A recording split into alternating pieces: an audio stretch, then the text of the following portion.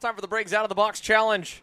Here's Greg Jasperson giving the final words to let everyone know that once he blows the air horn, it'll be time to begin the build process. You don't need to sit there and rev the crud out of it, although it is your engine. Do what you want. Shut it down. Walk away. Once you fire that engine, you have told me you are done working. And you will exit to the other side of the barrier so we can start tech. Okay? Because we can't have you guys shut them off and then start finishing up stuff. So they'll do a slide check at We that will do point? the slide check after practice. Oh, after practice. Correct. Okay. You guys are going to build them, start them. We will get the drivers in. It's going to take me a bit to clear the track, unfortunately. We'll get them out for practice. No. So I guess I wasn't as clear as that as I thought. Those go-karts are staying in that fence, in this fence, until we are done. Okay? There may have been some tomfoolery last year, and that is against the spirit of this. So there's no setting of the flow heights or any of that this year? If you want to do it with your time, 10 minutes. Yeah. you got a tuning window. You have a 10-minute tuning window to do all that stuff. Yeah, does that 10-minute tuning window go into our practice? No, it's just No, you go practice, then come back in for 10-minute tuning. 2 seconds. Perfect. Come on, James. You know that every layout here is a 3.75. All right, guys, the last thing, and I need you to communicate this to the drivers. The way we're going to do this, when you're done, when everything's done, all the tech guys are done, you're going to set your carts right down. We'll probably have you just push them out to the pit exit down here. They're going to come right onto the track. I don't know what the term at Newcastle is here for this, but that little jump off we have before you get to grid. So let's take a hard left, go out onto track on turn 2, okay? When we wave the checkered flag, drive by it. On the cool down lap, you are going to come in, the drivers are going to come in that pit lane and stop at the barriers. You guys will take the cart stands to go pick them up. Okay.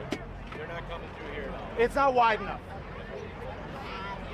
So then we'll come all the way back here and no one can touch until everybody's back in their spot? You can get the carts on the stand, get them in your position, but do not touch the cart. We'll do another horn to start the 10 minutes, okay? You can get it on there, and that's when you debrief your driver, figure out your plan and how to use your 10-minute tuning window. Your qualifying time for the race, we're simply going to figure out how long it took you to build it and how many penalties you accrued. We're going to line it up based on that. Last thing, and this is a big safety thing. A lot of you guys brought tables out, which is great. A lot of you guys put a toolbox on the table, and that's fine. When you're done, before the track goes hot, all the toolboxes have to get set on the ground. Okay, it's just a safety deal. And again, like I said, this is about safety. I want to make sure chains stay on, pipes stay on, safety wire, all that stuff. Where you stop it? Does anybody have any questions for me? In about 10 seconds, that'll be the last thing.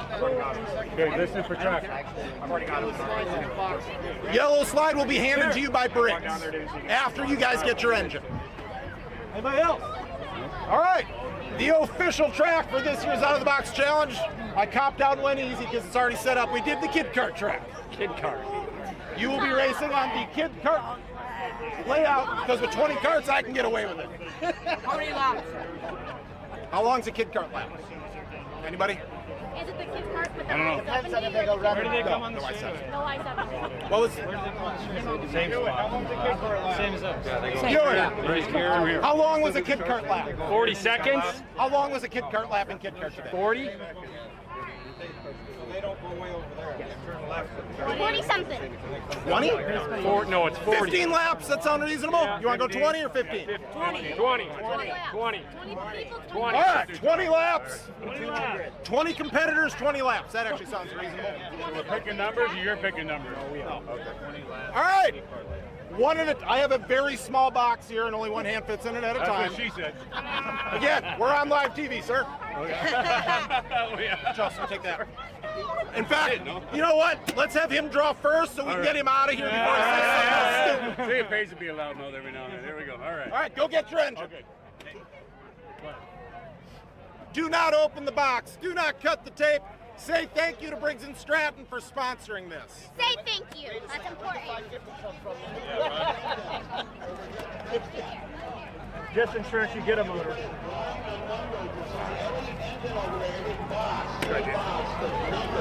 I can even find one. James, grab me one. Oh, sorry. No, you grab one. Hello, man. Oh, jeez. A little rough there. Yeah. Where is it? Oh, there you go.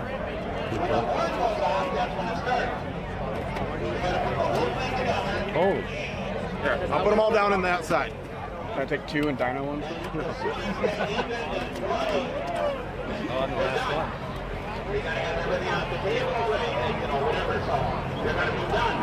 All right, there we go.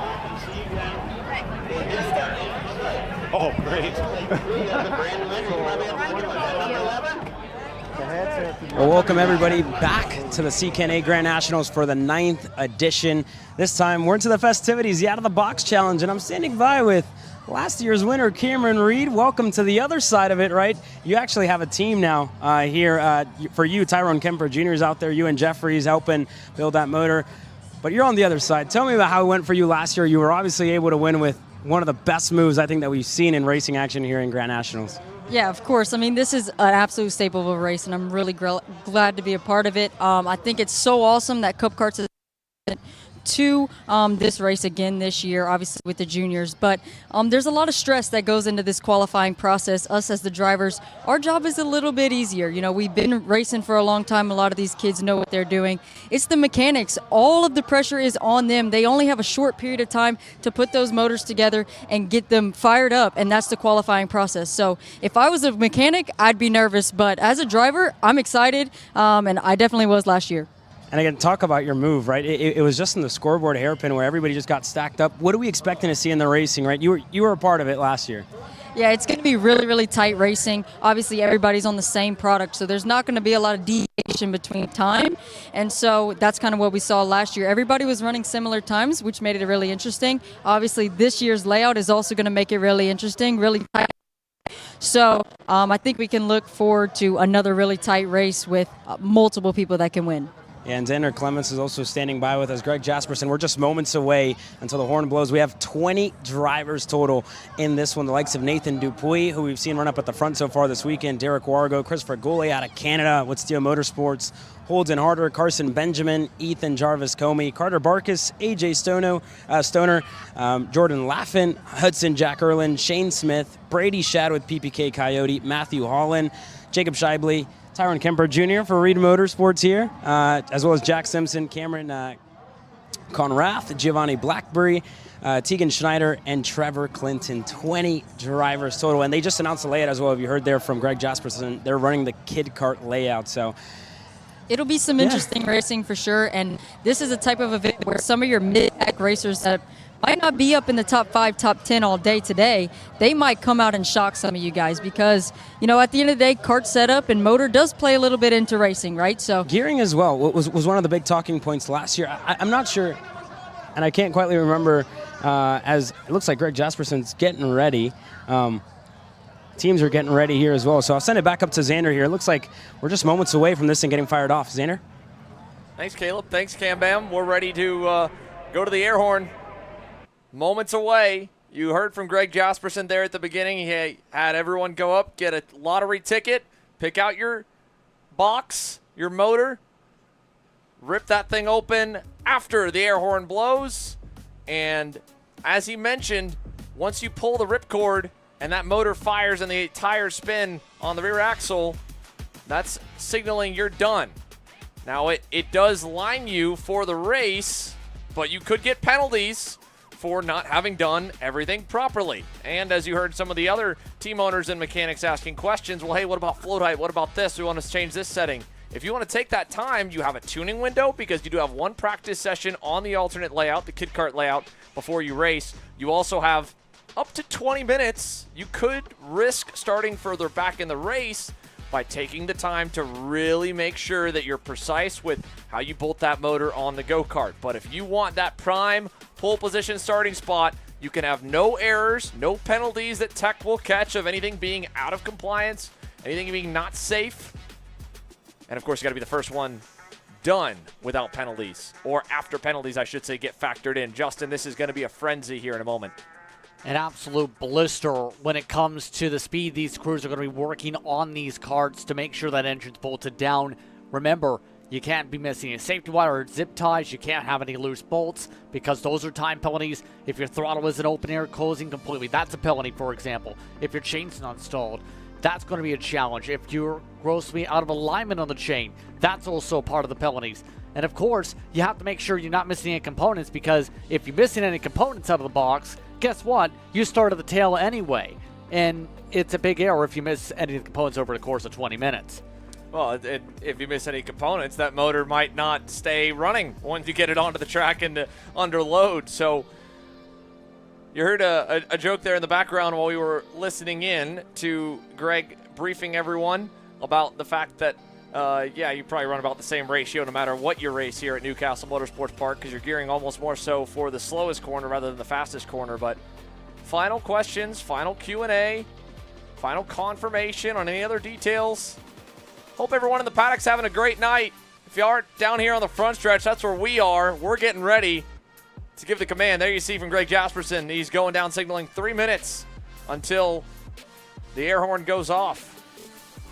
Let's go down back to Caleb. And for the last little bit, the last bit of tension building here before the air horn blows and the build begins. Yeah, Xander, I'm standing by here with Brandon Jarscrack. You have actually been in situations like this. We talked about the Amy Grands, an event we were at last year, the MG200, the Mark Harrison last year. You've set up for team events like this. What have you told your buddy John, right, to prepare for the out-of-the-box challenge here this year? Yeah, just, I mean, to be as prepared as possible, have everything you need, like tools, everything, and just work as fast as you can. I mean, this is kind of hard because we haven't really done much like this before. We did a little bit last year, but I think we're definitely more prepared this year because we kind of know what to expect, like what comes in the box and like what all needs to be done to not get any penalty points. We got 3 drivers in it this year, so kind of spreading the people out amongst the 3 drivers was a little difficult, but hopefully we can get some the motors on quick and start up front. And as well, I heard that John wanted to put some of your mechanics that worked at the Mark Harrison last year, but they're, you know, for them, they're not as quick building a 206 motor. So how did that picking process go on picking the right mechanics for this event? Yeah, it was a little more difficult because, like I said, most of our guys are used to the 2-stroke stuff. If we were doing a KA build-off, yeah, like I got 100 people that can do that quick as can be. But the 206 stuff, there's a lot more stuff with the fuel pump and the throttle setup and the clutch and all that kind of stuff. So it's a little more difficult. Picked more people that are, there's actually a lot of dads working because they're more used to putting motors together. And our one motor builder, Victor's on one of the carts, and he's doing good. Christopher McKeithen's actually working on one. I think James is working on one of them. So it's like kids that are used to working on the 206s all the time, trying to get them involved. Last question for me, because I heard it from John. They were worried about, you know, setting up carburetors, jets, the whole 9 yards. How difficult do you think that's going to be to do in the minimal time frame? Yeah, I mean, I think the first time frame is just to get the motor on, get it started. Then they're going to give us a practice session. And then after that, there's a 10-minute tuning window where you can kind of, like, I think, adjust the float heights and stuff like that. Honestly, I'm not too familiar with all you can adjust on the Briggs stuff. So we're hoping kind of the motors are good out of the box, and we'll get going on that. Well, horns blowing, and again, it started. Enjoy it as a fan here, Brandon. Thank you, buddy. Here we go. Time to go ahead and start bolting them on and get going for the Briggs Out of the Box Build Challenge. Our mobile cameras will be quick and running, so right off the bat, straight out of the box, onto a go-kart and racing it. All 20 entries here get the motors straight as they would from any Briggs & Stratton dealer. Out of the box, and then quickly you go. You see what they're sliding on right there is the clutch. That's the first thing. They're going to have to put then the clutch cover on and bolt that on as well. As Brandon mentioned, you're going to have to connect the throttle cable through the carburetor. It's a little bit different than a spring on the outboard that you'll have with the 2-stroke motors. So setting that properly, as mentioned as well, wanting to make sure that you set your float heights if you want to take your time now, or if you want to be starting up front, as he mentioned, saying, you know what, we're just going to run it however it came, and if we end up having an issue in the practice session, it is what it is. We're going to trust in our drivers to know the layout and figure it out in enough time, even if the motor's misfiring or not definitely up to power. But that's the risk that you take, the risk versus reward, taking your time to make sure that things are right versus, again, being the one to start towards the front end of the grid. They have to bolt the pipe on as well. You can see that this team's already got that done. Next up's connecting the fuel line along with the overflow bottle that'll be on the back side of the motor. You're going to need to obviously top the motor off with oil. The oil in a 4-stroke motor compared to the 2-stroke engines that we usually see with the majority of our broadcasts, they're mixed in with the fuel. In the 4-stroke engines, they go straight into the power plant just like a generator, just like anything else that you'll have with 4-stroke power around your house. like Briggs & Stratton produces outside of the racing division. Here's a look. They're getting the last bit of the pipe bolted on. You can see they're also putting on the air filter. That's at the end of the carburetor, so that air intake. Then the air comes in, pushes the fuel through the line, and boom, there you go. A little bit more of the gun right here, trying to get this motor on. You're seeing alternating strategies, right? Some of the teams are getting the motor onto the frame a little bit sooner so someone can get underneath the go-kart frame as well once you've got the motor mount on. This one doesn't have the motor mount on the bottom of it yet. They're taking their time, whereas this team here, CRG USA, there's shifter driver Aiden Rudolph, team owner Ewan Jeffrey, trying to get the pipe on. Also probably having a mechanic getting ready to go underneath the frame to go straight to work on the motor mount, because once you get the motor mount on, there's a couple of different types of mounts. There's some that are multiple pieces, some that are just a two-piece. Mounts to the frame rail, then you want to set the right distance to the rear sprocket as well as the front sprocket. Here's a look at one. They've got the chain on this car. That's a 644 machine. They're close from what it looks like here, but they're still throwing the throttle cable on, tightening the top of the carburetor. Looks like this might be one of our first ones done. Here we go. Are they going to pull the ripcord? This is one of the many Canadians in attendance. And there it is that they got to clear out. They're done. Here's a look over one of the GFC entries. Trying to pull the cord, or trying to prime the line actually right now. That's what they're doing with pulling the cord multiple times. They're trying to get the fuel right up to the carburetor so it's ready to fire. Have the ripcord ready to go, then they'll pull it, and then they'll be done. Final few checks right here. Again, that's how quick and frantic this is. This is even quicker, I believe, than last year. So this is the top of the carburetor cap there that the fuel will go on. Actually, one other end. They're going to down by the throttle cable. So the end of the throttle cable down to the pedal. They're going to put that back on the top of the carburetor with that spring, and then they'll screw that on. Then you'll make sure you have full throttle, too, when you put the spring on, put the carb together as quick as they're going. We've got to do the safety wire. This is another important part. You were mentioning penalties earlier. Or Greg Jasperson was mentioning penalties earlier here in the build challenge.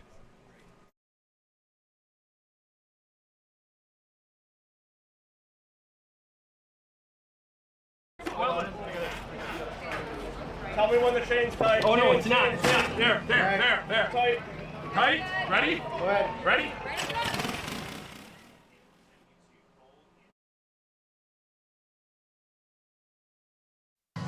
Well, for those of you at home, I'm standing by with our provisional winners. Gary Lawson, you were working on Hudson Jack Erlin's kart. You guys were the first ones to fire off. Tell me about the process, the preparation, and the whole build. How did it go for you guys? We did a little prep about 15 minutes before. I did this last year, so I had a little bit of a game plan going in. Jonathan, Hudson's dad, was a big help. He was, really quick on the wrenches for everything, and we were able to get it done quick. How does that feel, right? It's almost like bragging rights for you. There's other engine builders out here, but how did that feel for you getting that built up quicker than? I do like being the best. Well, there you go, Gary. Enjoy it, and congrats. Thank you. Gary Lawson, Mr. Lawson Speed Shop himself. You just saw Nathan Dupuy's number 241 done. Most of the mechanics are back behind the blue and yellow barriers. There's a couple teams still working here, putting the last pieces together on the throttle slide. And at this point in the challenge, this is where it's worth taking your time, because you're not going to start in those first couple rows. Might as well save yourself the headache of potentially having to do a fix under the gun of 10 minutes in that tuning window and actually using it for tuning rather than fixes. Here we go. We got another one ready to go. This might be one of the comp card entries. Maybe this is Derek Wargos or Carter Barkus. They're trying to get the motor fired. Yeah, and apparently we're hearing they've been pulling for a while on this kart, so they might be trying to get that fuel up to the carburetor, or at least trying to fight to get this thing started. Well, you got to be careful too not to flood it as well. There could be a myriad of things when you're rushing to try and get the motor to fire out of the box. Most of the teams were able to. And again, you heard even from Gary Lawson. He's been busy all day. Not only has his son Hayden been running towards the front of the field in one of the many divisions here, he's got a whole host of engine customers that are needing Gary to make sure they're tuned up, and any bit of advice or a look at their machines throughout the race day. So there's only a little bit of prep time everyone's had, along with trying to fit in lunch and dinner and breakfast this morning. You can see it's close to firing here. They're trying everything they can. One of the last few teams to get going. There we go. Yeah, I think they have the tubes on the wrong sides there. That might have been the issue. I've seen them take them off and reattach on the opposite side, so it just took so a that's moment. a fuel pump on the top. Yeah. Here's a look down here at one of the Kubica machines. Help me, I can't get it through. This isn't long enough. We gotta do our own jobs. Where does this go? Okay, this goes in here. I can't, it won't even go through. How about this? Couple of badass women here, some of the moms and friends and family. Everyone's a part of it at the CKNA Grand Nationals. So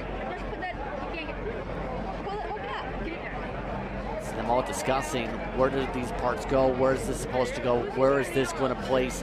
It's just like a race day. Come in with a game plan, and then the air horn starts or the green flag waves, and then you're like, all right, scrambling, trying to remember everything. Got it all hooked up properly. Let's go back down to Caleb and Cameron. Well, Cameron, we just kind of saw the hecticness. You were a part of it last year. What did you kind of get out of that? There was a lot of teams that were quick. Obviously, Hudson, Jack Erlin, with Gary Lawson, they were quick. Mark Steele got his fired up second. But what did you see, right? It was hectic down here for us and for the teams as well. Oh, for sure. I think everybody came a little bit more prepared than last year. They knew what they were coming into, and bringing in somebody like Gary Lawson, who works with those motors every single day, I didn't expect anything less from him. But yeah, I mean, all these teams, they had some really stout guys working on those motors and got them fired off really quick. So definitely hectic, but they did a good job. It was bragging rights for the motor builders as well. You heard it from Gary there in the interview I had with him. I like being the best, plain and simple, and almost like a mic drop. Good thing he wasn't holding the mic because he would have probably dropped it. But yeah, that was, I mean, again, bragging rights for the motor builders. But now we go into the racing aspect. Talk about the tuning window as well, because that's what's coming up next for those of you at home. These drivers are going to have a little bit of a tuning session where they are going to fix gear. They're going to fix, like we heard there from Greg, you can only work on the carburation, the jets, which I think is probably the most important part of this whole process, right, of getting that motor kind of dialed in. Talk about what that tuning window is like for the driver, and especially giving good feedback to the team. Yeah, absolutely. So you're going to go out for a practice session, you're going to come back in, and you're going to have a 10-minute tuning window. So for the driver, you're pretty much picking one thing you want to fix, whether it be gear, float height, that kind of stuff that we talked about in the carburetor. You're not really making chassis setups. There's no time for that, and honestly, if you're a good enough driver, you're going to drive the go-kart however it is. So you're going to go out there, get a feel for it. Obviously, none of these drivers have driven the kid kart layout, and Gary's probably the only one that has an idea of the gear because he lives here. We need to add 2 teeth, and that's all we did. But for some of these guys, straight out of the box, they might have a carburation issue. You never know. So if they can't get down the straightaway, if they have some major issue, that might be what they focus on. But like I said, you're not going to have time to make chassis changes. Maybe some air pressure, tire pressure, stuff like that, gears, small carb changes. You might be able to change like front width or track width in the rear, but that's about it. There's not going to be any big chassis changes being made. For me, I focused on gear. Now let's talk about the nerves. That's another thing. As a driver, we talked to everything kart, right? But the mentality, that's the biggest thing for these drivers because, again, there isn't a time or a point in the year where they have a shootout-style race like this one. So it's something different, especially for junior drivers, right? We talk about for you guys seniors, but for junior drivers, this is going to be the first time they're in the spectacle. And if you guys take a look down this fence line, it is packed with people, fans just sticking around, having a good time. We have kids dancing right behind us. But, again, this place is jam-packed. This paddock is empty because everybody is flocked to the fence lines here, and we're ready to go in the Out of the Box Challenge. Everybody's having a good time. We're having a good time. It's all smiles down here. Xander, Justin, I cannot wait for the racing action. And I'll actually finish off that question. Talk about the nerves in this race, right? It's almost bragging rights. It's a shootout, almost an all-star race. Tell me how that is as a driver. Yeah, for me, I didn't have any nerves. I was so excited. I've obviously participated in a few of the Tillotson races overseas that are very much this style, and I have done fairly well. So I was excited to go show what I had because last year we did struggle a little bit in the main racing, and that's kind of what I noted earlier. Some of these guys that might be running mid-pack might surprise you and come out of the WordWorks and win this race or at least run inside that top 5 just because they're taking a little bit of it out, right? Like we're taking the motor out of the equation, and you're kind of taking the chassis out of the equation as well because you don't really have enough time to mess with it. So for me, it was excitement, but I imagine some of these kids do have a little bit of nerves. So luckily for you, that out-of-the-box trophy was a lot bigger than the Grand National Championship trophy, so that was a plus, I'm sure. The size of me. There you go from Cameron. I'm not much taller, honestly, either, but we'll send it back to two guys that are a little taller than myself and Cameron, Xander and Justin. Again, you heard it from us. We debriefed what we saw down here from Cameron, our analyst, if you will, down here, but we'll send it back to you guys. I'm curious to hear what you guys have to say. I think Cam's spot on for one, right? Sometimes there's a bit of nerve. Sometimes you're just kind of excited with these rack-em-up events. Heading into it with the right headspace, there's not a lot of time to change it. And so for her going in to the warm-up session going, hey, this is going to be a blast. I've been in this environment before. I had a good time. I ran good. And you kind of go in when you've had a weekend like she was describing her regular heats up until that point last year weren't up to, a right home about standard with the caliber of driver that she is and with the accolades that she's accrued. So you go in going, hey, you know what? Whatever, right? We don't have anything to lose. There's no pressure. We haven't been the dominant driver this weekend, so I don't have a standard I need to live up to. There's no expectations, but there's excitement. That's the right kind of open-mindedness I think you want to go into an event like this, and I think she's spot on, Caleb, about how, you go into this type of race, different layout, different scenario. And again, everyone's on box stock motors out of the box. There's, yes, engine builders helping you try to dial them in, but they haven't had plenty of time to work on one motor at a dyno and say, hey, man, I got you a rocket ship. This is a blank slate. It's a lottery, and you just make do with what you got. I think it puts the tuners, the expertise, the drivers, everyone really under a test or pressure that lets the expertise shine in situations like what we're about to see. Absolutely. This is where, if you're a mechanic, you thrive to be able to showcase your skills and be able to showcase not just your speed, but also how well you can work your craft and be able to work these right, motors. Because think about the decisions made for the BJR PPK kind of combo. Brandon Koshka said, look, man, this ain't my world. I know how to drive these things fast. I know a lot of the two-stroke motors that we work on. But I know exactly who knows how to make my four-stroke motors fast, and I'm going to let him do it, and the same with the mechanics. And well, Tim Schutz had a pretty fast four-stroke machine himself in Legends and Masters. Now he's back to team boss and driver coach. He's with Caleb. Yeah, I'm standing by here with Tim Schutt, and again, a lot like Brandon. I spoke to him a little earlier. You've been a part of the IME Grands, but talk about the process. You're working with Derek Wargo here, 4 drivers. Talk about the preparation for this as well. The tools that you guys brought out to prepare to build that motor. The tools we brought to be prepared to build the motor, apparently not enough. We needed a little bit longer fuel line, a couple other things. We didn't really have time to practice any of it today because we were racing all day. So we just kind of last minute, like, hey, you do this, I'll do that, you do that. Unfortunately, we got a couple people in the wrong positions doing things wrong.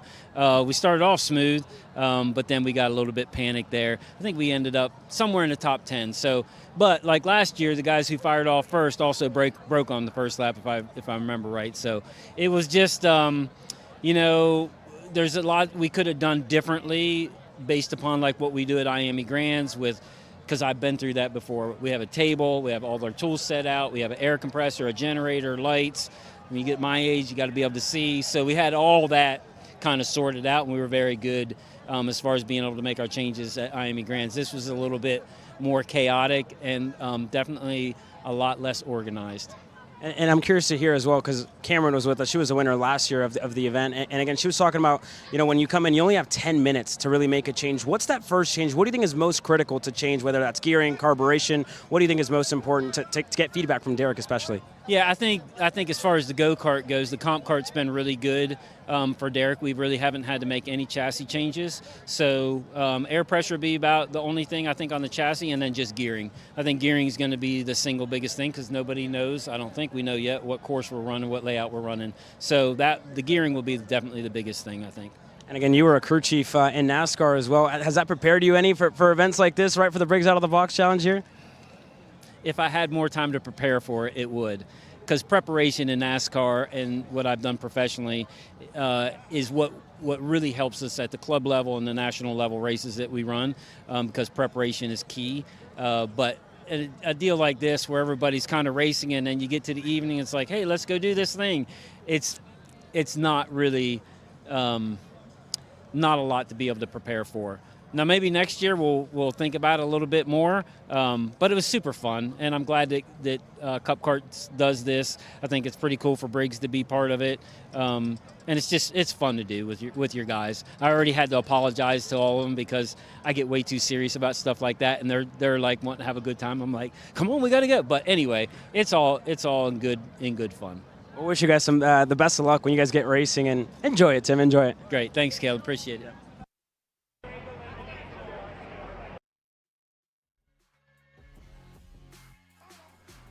super cool to get to talk to a guy like Tim Schutt. His pedigree spans about everything with a motor, and now in his career as team owner at Timmy Tech, helping foster growth in the next generation. Like he said, that competitive edge, you never lose it through some of the highest levels of motorsports he's competed in and has led programs in. And now, well, they've got a bit of an uphill battle from the back, but I guarantee you that go-kart is going to be fine-tuned with that extra time that they had. Cameron Reed and Kayla Viesca will continue to give you more intel while the last bit of checks go on. And while, yes, there are some of the biggest names in motorsports throughout karting, it's an intertwined web and industry, there's also still families getting to be a part of it, and that's also what this event is about and what the Out of the Box Challenge is about. Anyone can do it.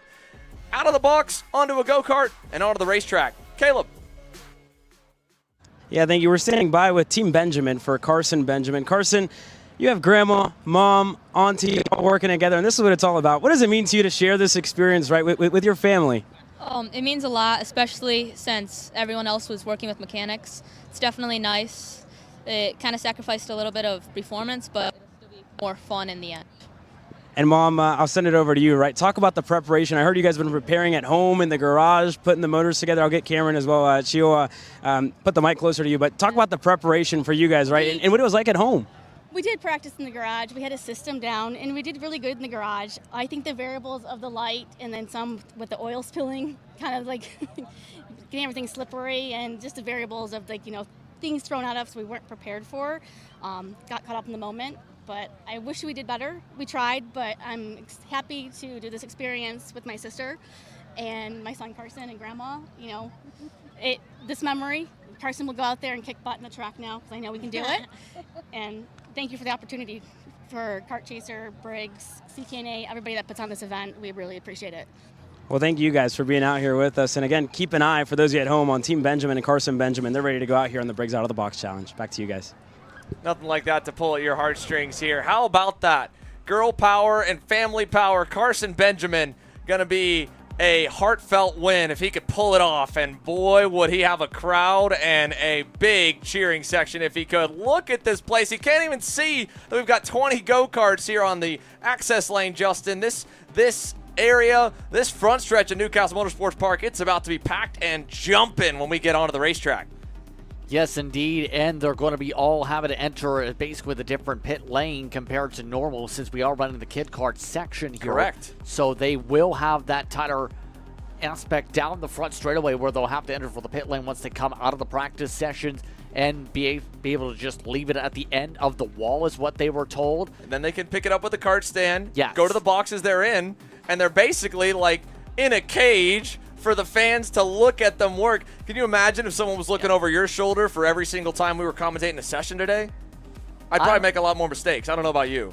I don't know. I feel like there's more pressure, at least to me, when there's the light shining brightly and the camera specifically on you the whole time, because it gives you that extra attention where it's like, okay, people are watching. If I make this mistake, it's hyper intensified potentially. So if you make a mistake on a motor, a few people are going to be like, oh, they made this mistake, and see you as you potentially make that mistake there. So there is that extra aspect of some more pressure to perform and do it the right way in front of people and make sure you're a bit of a perfectionist with your motor. Well, I will say, it's one thing to have one person looking over your shoulder. It's a whole lot of others that are going to be looking over your shoulder with that entire grandstand going all the way up.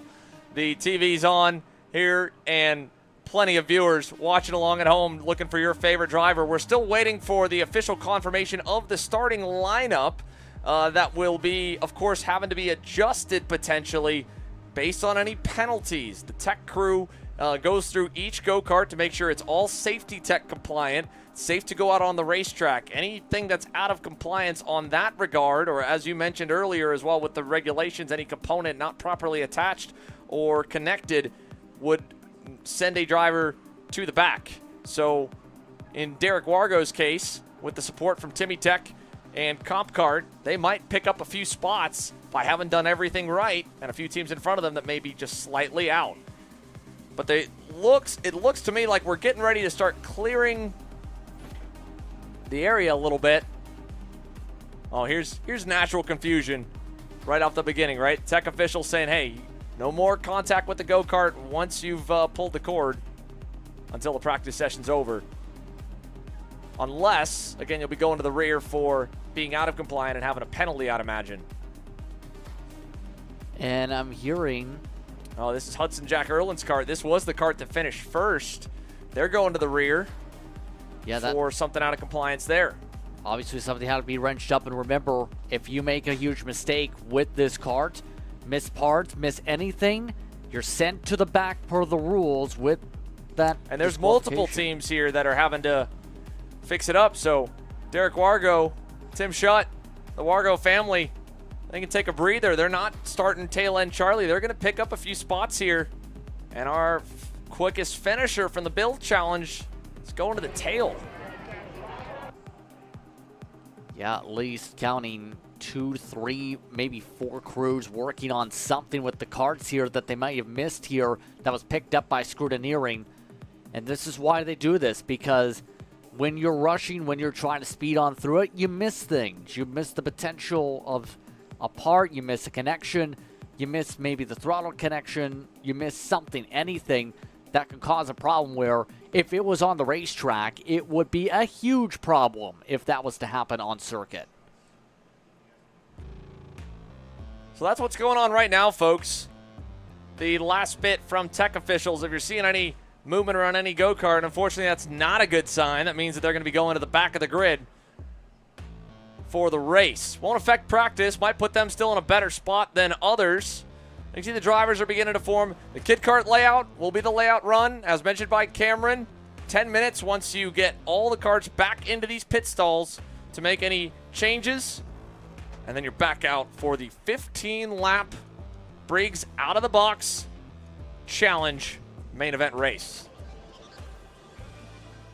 Again, going to be lots of quick laps since it is the kid kart circuit with the bigger karts here, but it is still where you're going to have to be able to drive down the straightaway.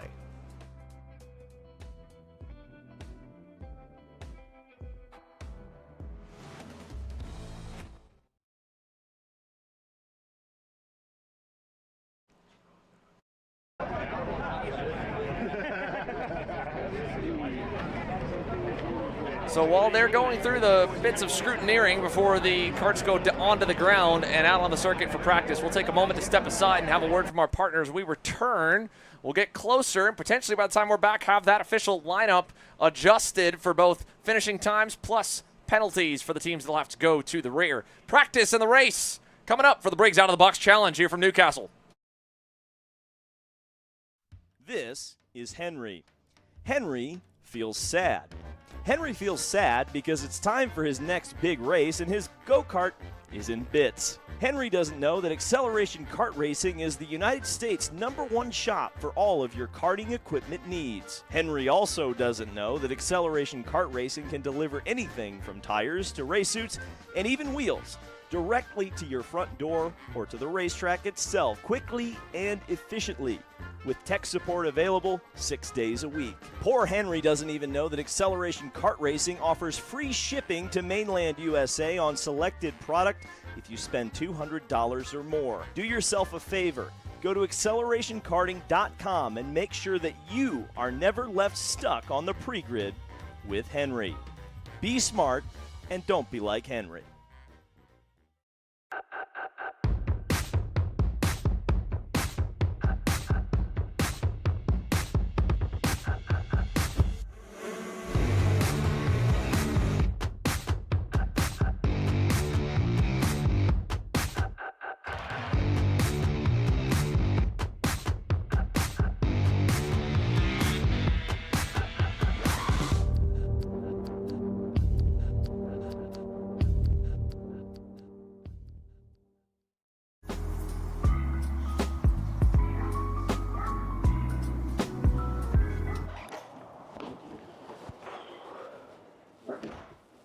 Hey, what's up, Caleb? What's up, Brandon? You sound defeated. A long day at the office? Yeah, got stuck at a cat food marketing meeting for like 3 hours. I don't know a thing about cat food, and I don't even work in marketing. And then I got sent on a coffee run like I was some sort of intern. Then at the end of the day, when I want to go get gas, I just realized everything is so darn expensive nowadays, man. Yeah, and you got that right. Like, do you have any idea how much we're spending on Netflix?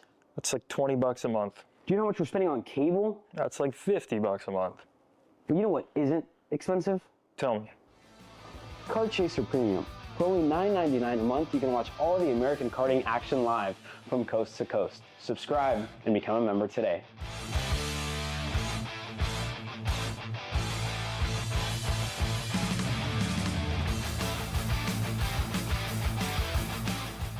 Are you ready to get behind the wheel? From Formula One to NASCAR and IndyCar, all the pros start here.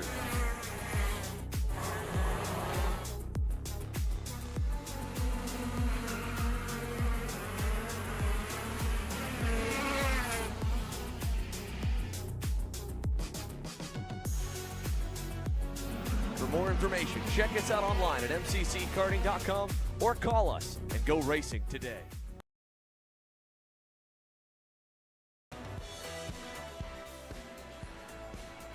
Welcome back, ladies and gentlemen. Almost time. Helmets on, gloves going on.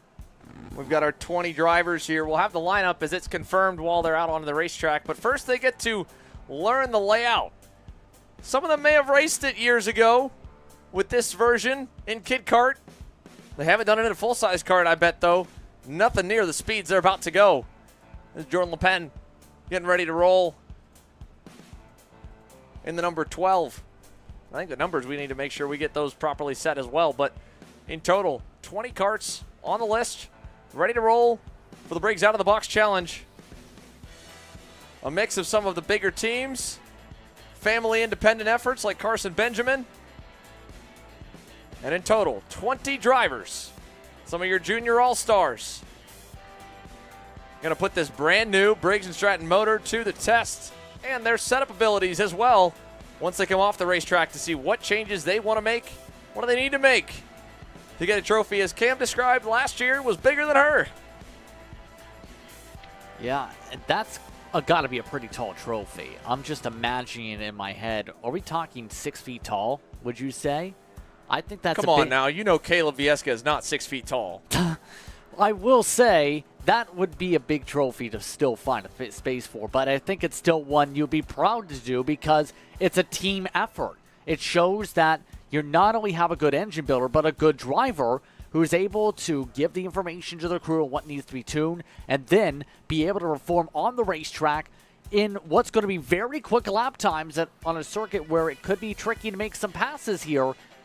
If you can succeed here, it could be an interesting one, and all these fans and all these crew members are going to have an interesting time as they get ready to bring them out over to the pit lane.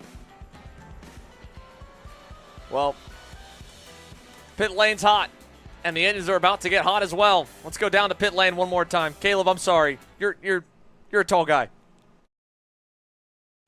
Well, I appreciate that, as we're actually standing in the middle of the ditch in turn 1, so it's not helping me out at all with the camera angles. But Cam, we talk about the drivers here when we do pre-race shows. We talk a lot about picks, but again, we've seen a little bit of the racing. That's not going to matter. But who do you think is going to be quickly to adapt? I'm not going to let you say Tyrone Kemper Jr. because he's obviously running for your team. But slightly biased. talk about the drivers again that are out here. Derek Wargo over from your neck of the woods over in Louisiana. We heard from Tim Schutt, but again, there's been a lot of competitiveness in this class, and we're looking down. The likes of Brady Schatt to me is one of the ones that I'm keeping an eye on. PPK, he's been fast, and again, he's won the Grand Nationals before. Who else do you think? And I'll give you the entry list as well. Looking down at what are you thinking before we get into racing here, or tuning, if you will? Yeah, Brady Schatt was definitely one that I was going to mention, just watching him in and out of these heat races. He's been up front the entire weekend, but not to steal your pick, I'm going to choose another one, and I'm going to go with Nate Dupuis. He's been extremely fast all year long. Every track we go to, it's clear that he's easy to adapt to whatever track he's on, and I think that's what it's going to take, is a driver who's going to easily adapt to this circuit, as none of them have driven it. And it's a tight circuit. For those kid karts, it's short, so you have to be really quick and really smooth in order to make those passes.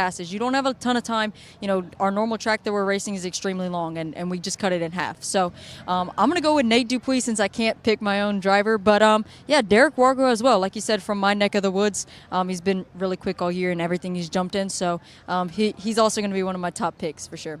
And it was funny that we were kind of talking about it. I was actually looking down to some of the team owners. One that actually does have a driver in the Kid Kart class is you and Jeffrey. And I saw him kind of giving, Kid Kart tips, Kid Kart coaching tips to his driver, and Tyrone Kemper Jr. So it's been, I think it's going to be an adaptation, if you will, for most of these drivers, but it's not going to be too hard, right? You run half of this track in the day, the gearing, the speed that you carry, the straightaway, the finish line, that's the same. What I think I'm most excited to see is the drag line, the drag races across the line. That's going to be exciting. We talked to Jason Burgess where exactly that finish line was going to be, and then we heard it. So it's going to be photo finishes, I think, all night long. Correct. So just to clarify, the start-finish line is still on the back straightaway where all our start finishes have been the entire weekend. So as Caleb mentioned, getting that drag race is going to be probably some close calls there at the end of the race. But even going into this turn here, into turn 3, the Kid Kart corner, we use it as the cut through when we miss a start. That's going to be an interesting corner. It could be slightly dirty. And there's no rubber there. That's a very good point. Exactly. I was actually walking the track earlier, and there's a lot of grass, a lot of marbles through there, so that's going to be a big adjustment for these drivers. For sure. It's going to take a little bit for that line to clean off, but kind of like you said, you and Jeffrey's probably the only one that's actually been watching video and actually analyzing how the track is changing over the day, and the right line there. There might be a few other teams that might have a Kid Kart driver here too, but I think that's going to be the biggest thing, is trying to figure out that one corner that's probably not as clean as the rest of the track. So, and there was a confirmation. You heard that from Greg Jasperson. They do have to fold up these tables, so they're not going to use the scale house. That's going to be until the end of the race, like we saw last year. But they are going to be coming. So the pit exit is we don't see it quite often, actually, but outside of club races. But it is going to be on that front stretch. So they're going to go all the way around again on a cool down lap. But they're going to come off the racetrack, and then they're going to get right into their stalls, very NASCAR style. There's pit stalls everywhere. So again, all the teams have folded up the tables. Everybody's kind of getting ready to go. This is critical stages, right? Getting that fired off. We saw last year, a lot of similarities, right? Making sure everything's flowing, the fuel's flowing the right way through the carburetor. There's a whole lot of tidbits, a whole lot of little nuances, if you will, to kind of get to grips with in this first session, especially even getting fired off. That's another big thing, right? Yeah, absolutely. I mean, these guys just put these motors on and fired them up in less than 5 minutes. So there will probably be some troubleshooting that they'll have to go through, whether the throttle cable's not opening, the slide's not opening all the way enough, or they're not getting enough fuel into that fuel pump. Could be all kind of little issues that they might have overlooked in just the process of getting it started. So I think we might see a few guys that might be struggling here in this session. But then again, as you said, as soon as they come off, 10 minutes start, and they got to go in their pit stalls and make whatever changes they choose. Yeah, and I'm getting ready. I actually want to go back to a little bit when we talked about the picks. To me, you talk about feel-good stories. You were our feel-good story last year, right? We did that over under Carson Benjamin. That was super cool. You were talking about the emotion. You were feeling even Absolutely. being a part of that. So I'm honestly, I like the environment of we've been to multiple races, myself and yourself. You've been to Vegas to race shifter karts. But again, the environment here at Cup Karts North America, year in, year out, is a very family environment, 100%. Family-based, if you will. And you see how many people are out here to watch as well. The biggest race that we have for 206 racers, right? The biggest race in North America with 500 plus for the 9th year running.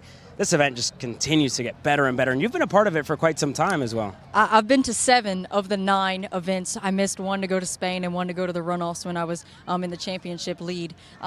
But yeah, it's an amazing event. It's absolutely one of my to-dos every single year, and I'm glad that I could bring the team this year and show a few guys what it's like.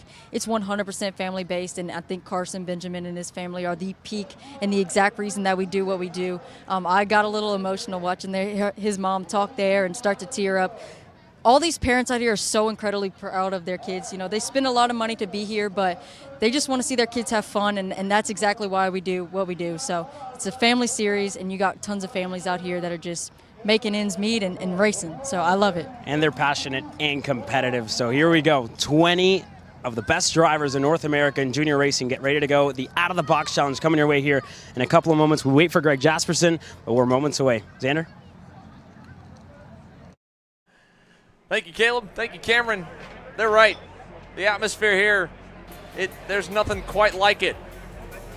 And we've got the drivers waiting for the final cue to head on to the racetrack for their one and only shot to learn the alternate course. It'll be a probably 30 to mid 35 second layout. And you've got your eyes right here on Derek Wargo on the left in the comp cart with Timmy Tech support, the number 2. And the 119 of Ethan Jarvis Comey on the Maranello. And they're trying to make sure that they both are are ready for action. Looks like Jarvis Comey's ready to head out. Tim Shutt there doing a final couple checks right before they leave the grid. Same to the right there. That's the 15 machine of Shane Smith for Low Key Racing Sodi. Yeah, just getting the last marching orders, making sure everyone gets in these carts, gets themselves ready to go here. This could be a problem. Or a strategy call. Carter Barkus in the number 10 not hopping in the go-kart, letting everyone else go. And I think that they've got some problems that will not fire. So, unfortunately for Carter, he'll be flying blind into the race. And I know they're getting ready to do the starting lineup and have that posted as well, finalized. That'll probably, again, happen during the practice session. We have our 20. Derek Wargo in the number 2, Tegan Schneider in the number 09. Carter Barkus here on screen in the number 10. Unfortunately, we'll have to watch from the sidelines.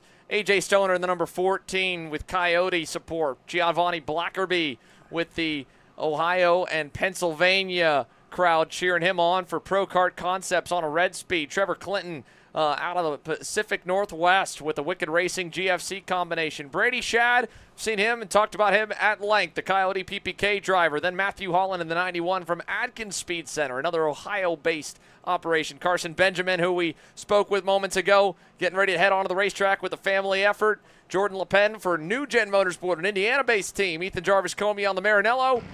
Cameron Conrath on the Beryl Art. Hudson Jack Erlin for Steel Motorsports. Jack Simpson as well. Nathan Dupuis on the Sodi, the independent Nathan Dupuis Motorsports 241. Christopher Goulet in the 644. Holden Harder, Jacob Scheible, and then Tyrone Kemper Jr. on the CRG. That's your 20. Green flag out, and we have got them out and away here for the warm-up session. And sadly for Carter Barkus, he's the only one that will not be taking part of it. Try and get the layout dialed in. Yeah, you'll see just how difficult this could be to be able to situate with some of these big carts. The quick cut through where those marbles go, right back on in to where scoreboard is. So you have to be able to get to that inside. Potentially could be a sending opportunity in scoreboard. Still with this layout, though, if you time things out right. After that point, as they said before, Caleb and Cameron, the draft is going to be so critical. Straight line speed going to be critical to time things up here. And already one of these drivers adjusting the carburetor as they make the way up straight away in the midst of the practice here, Derek Wargo. We'll pull the lap times up on the left side for you to be able to see who goes where. Brady Shad, first lap, fastest, 38.956. So a good start for Brady on the PPK Coyote.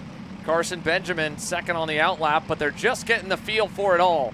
Full nightfall as well for the juniors. So similar conditions a bit to what we had last night under the lights. But right here, the last turn, very dark on the run back down the main straightaway. And the lap times will update here. Well, something sparking on one of the carts, just dragging underneath the left rear. I don't know if that has anything to do with the motor. That is a massive spark job going on. Yeah, Scheible's got something loose for sure. That's Jacob Scheible there in the 221.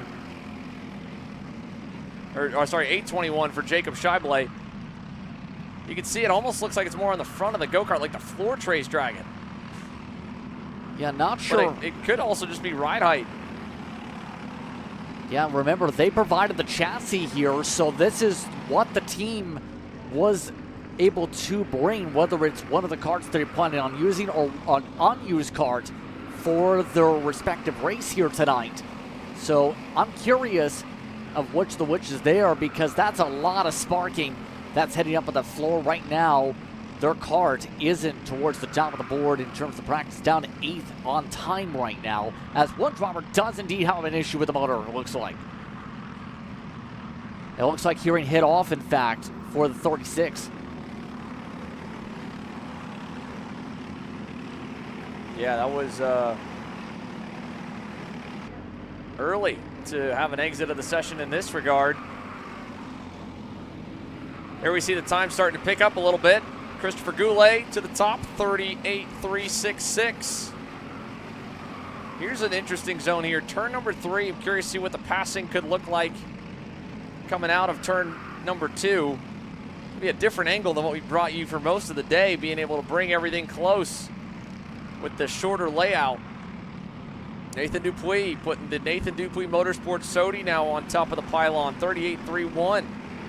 Goulet, Shane Smith, the low-key racing Sodi, excelling as well under the lights, going to third, Shad to fourth. Look how close the times are.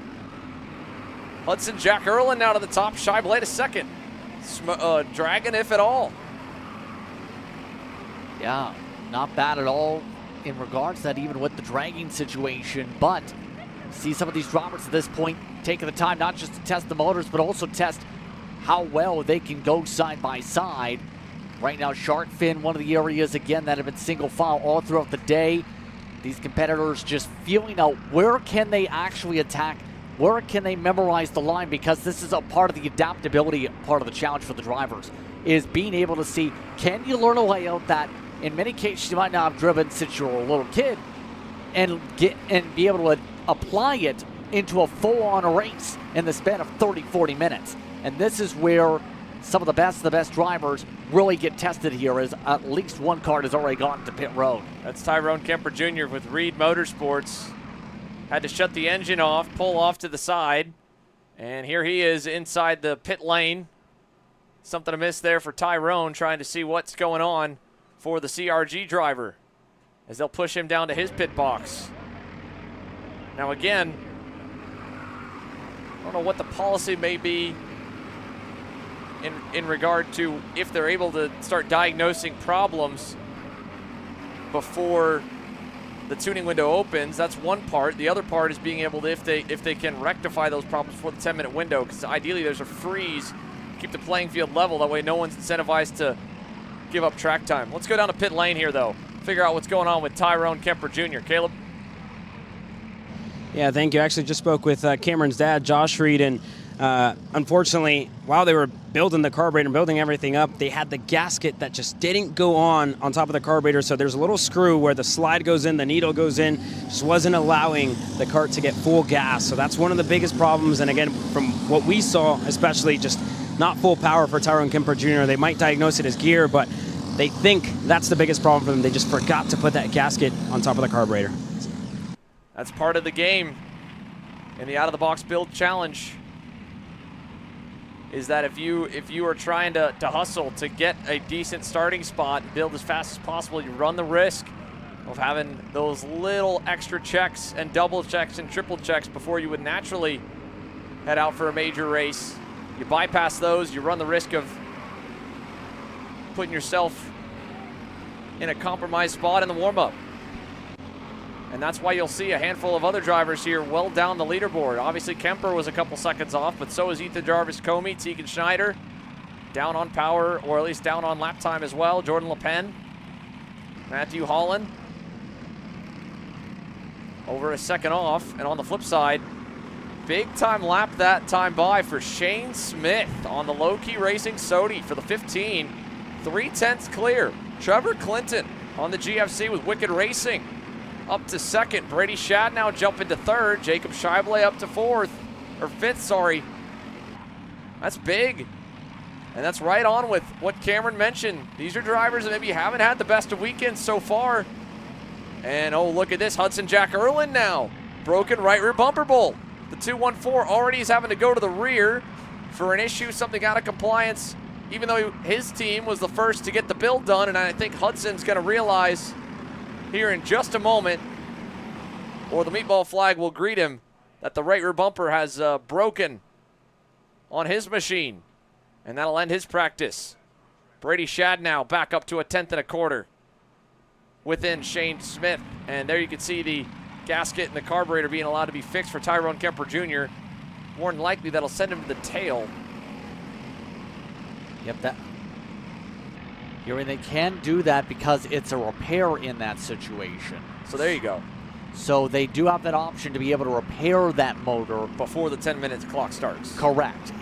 So to make sure that's good, and because the tuning is, you would think, for the fluids, for all the various ranges you discussed early on. Caleb, I believe, standing by. Yeah, guys, so the number 10 actually just got going here. That was Carter Marcus, finally able to get himself out onto the track. So from what I heard from Motorsports camp, as well, Greg Jasperson, if it's a repair, they are allowed to work on it. So almost like a hot pit situation as they're trying to get refired here with Tyrone Kemper Jr. And again, they put that gasket back on that wasn't on the cart originally, or on the engine, if you will, on the carburetor. And it looks like they're actually not going to be able to get going here. So unfortunate for Tyrone Kemper Jr., which is, with the checkered flag actually just moments away from coming out, it's going to give him a little bit more time to work on that. But again, teams actually aren't allowed onto the pit lane unless they're making repairs like Kart CRG USA and Reed Motorsports. But again, everybody is behind the fence line actually on the other side, the likes of Timmy Tech, you know, the likes of New Gen Motorsports, everybody just waiting to get allowed back on to the pit lane here. But as long as their driver comes in, they're allowed back in, allowed to set up their tables back up. So that's what it's been like so far on grid. Just tensions running high for the teams as well that, again, aren't exactly on pit lane. They're just on the other side of the fence line. And that's all for safety, right? They want to make sure that the kids know exactly where the track is, where it's going, get ample laps on it if they can. And if they're going to be out there with 19 other drivers in a race scenario, you don't want to send them in a dangerous situation because they were making a decision whether to rush a fix, rush a repair, or try to make an adjustment to win the race, because most racers will do anything for a checkered flag. So kudos to Cup Karts North America and Greg Jasperson allowing Tyrone Kemper Jr. Hudson Jack Erlin will be allowed, obviously, some time to repair that bumper bolt. That said, a gear change, setting the float height.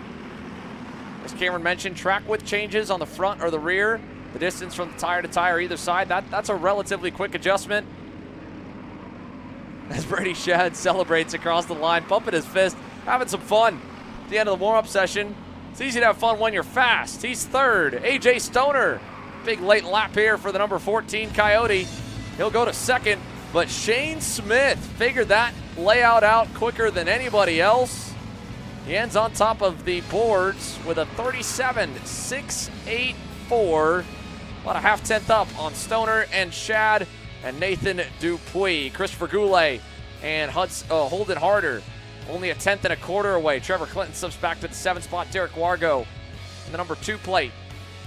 Back in 8th, Jacob Scheible still within 4/10 of the fast time. You know what that tells us, Justin? We're going to have a close race here coming up for 15 laps. Yeah, these drivers near identical on pace, even with the smaller layout. So it's going to be where we might see a lot of potential for back and forth, especially in the opening sector, because that seems to be the best opportunity outside of that back straightaway up to the start and finish line. We'll have to see what happens during the racing, though, as you see a lot of the drivers just discussing what they've learned about this layout to their competitors and see what secrets they can keep from them on what they found on speed.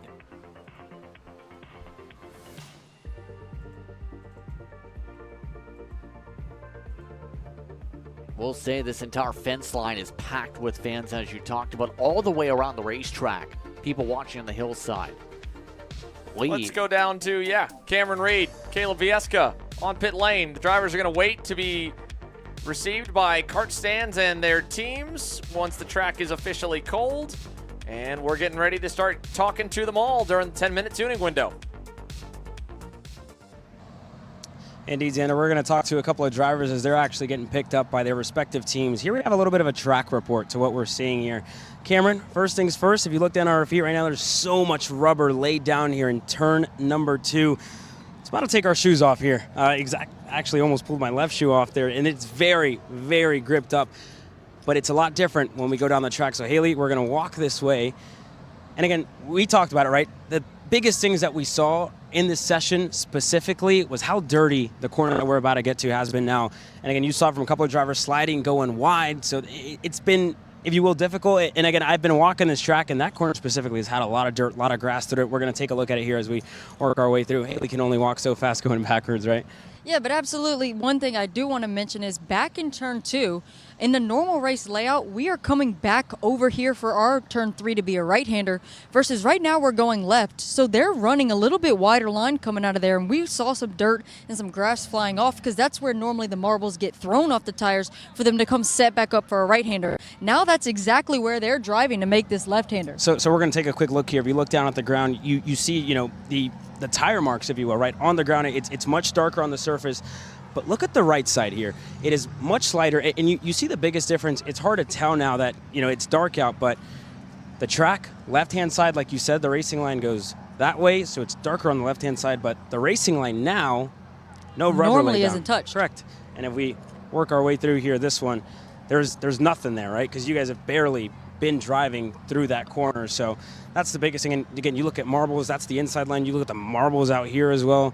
Haley, if you want to take a look just over here, how much the marbling's been, and this is actually going to be on the racing lane tomorrow, so that's going to be a factor to talk about. But look how many marbles, rocks that from drivers using the cut through from the green corner all the way up here. This has been one of the biggest things to take a look at here. And again, do you remember at all, Cameron, what you kind of felt last year, especially driving through this corner specifically? Yeah, I mean, we had a lot of emotions going into that event, and we ran a really interesting layout that I don't think anybody anticipated. So this one has at least been driven a little bit more. Obviously, I doubt a lot of these guys have been watching the kid kart races, but this layout has been raced probably by a few of those, one that we know for sure. But yeah, the track is a little bit dirty here. It's going to be a little bit slick, but scoreboard turn is still going to be probably one of the highest passing zones, as well as the last corner going down on the straightaway. So just getting those drivers used to what the layout is, trying to find the right line here, kind of what we talked about, trying to find the grip because it isn't there in this corner, I think is what a lot of those guys try to do in that 10-minute session. In the apex here has been quite evident as well. I'm actually kind of surprised to see how much rubber has already been laid down through this corner. I mean, we have used it throughout the day, but again, you take a look at the ground, how much rubber already has been kind of laid down through here, and that shows you how soft these Vega tires really are. And it shows you it's almost not even an apex through this corner, if you will, but you got to go all the way to the outside to set up for the scoreboard hairpin. So it's a good little inside view as we get back at our micro range. That's a little bit of an inside view of what we're seeing down here on the racetrack. For those of you at home, a good idea of what they're doing. And Cameron, again, our analyst, you've been our biggest, I guess, help to feel what it's like for these drivers. And again, you saw the changes for it, right, with the rubber actually being laid down here. It is quite grippy, I must say. Yeah. Surprising, but the times improved by almost half a second through that session. And one of the biggest things that we looked at, how close it actually was inside of the top 5, everybody within a 10. Extremely close. And kind of like we talked about, we have ran half of this layout majority of the day, right? But this corner specifically, it's really downhill. So trying to get the front end to turn is going to be very difficult for a lot of these drivers. And that's kind of why we're not seeing a sharp apex here, is because the go-kart's just going to want to push going downhill. There's not going to be much weight on the front end. So it's going to be interesting to see how these guys race. I think this is going to be a high passing corner. But yeah, the racing was super close in practice. I can't wait for these guys to go make a few changes and tighten up that gap even more. And they're actually getting ready to go work, and so we'll head back down to the pit lane, and we'll send it back to you, Xander. Yeah, there was a huge pickup in lap times from the first couple of laps, Justin, until the very end. We broke into the 37s. The opening laps were barely cracking the 39s, and I have to probably imagine a big part of that was what Caleb and Cameron were just showing us down in turn 3, cleaning off the groove first and then laying down some grip on the line. But like she said, that's a bit of an off-camber corner in a way, because you're going, like she said, downhill, and then the track really drops off on the exit as well. And you're going to be exiting the track all the way to the edge, just like the kid karts did, or maybe trying to pinch off the corner a bit if you have the front end bite to do so. But that's also offline. We saw the line from the green corner into that infield turn earlier in the day. That's different. And like Caleb alluded to, that'll even be an obstacle for the LCQ warm-up. So only going to be 3 practice sessions before the last chance qualifiers run tomorrow, as the air horn blast for the 10-minute tuning window now. But only 3 practice sessions to clean the natural groove back and spread apart all the marbles and rocks and debris and the backwards rubber that we're laying down right now. Yeah, going to be a major factor with how much that's going to cause some drivers to slip and slide with the marbles build up and give them some grip issues. Yes, sir, tomorrow, absolutely. But for these competitors, it's going to be where this is the test. Can they adapt in the racing conditions to parts of the racetrack they're not used to? And I think the other part of that equation, on top of the rubber buildup, was also the drivers just finding ways to maximize the amount of time they can pick up in that opening sector. A lot of drivers adjusting some of the throttle cables, it looks like, in particular, making sure everything is where it needs to be here after what they found out in the practice session here. They're going to have to work fast to be able to get this equipment done. Some people going fully at some of the major engine parts here are part of the tuning. Yeah, I think this is the point where setting the float height and diving back into the carburetor without the pressure of if you take an extra 30 seconds, you might lose a few spots on the grid is going to be key. So you're going to see plenty of teams probably going more to the motor side, the right rear section of the go-kart.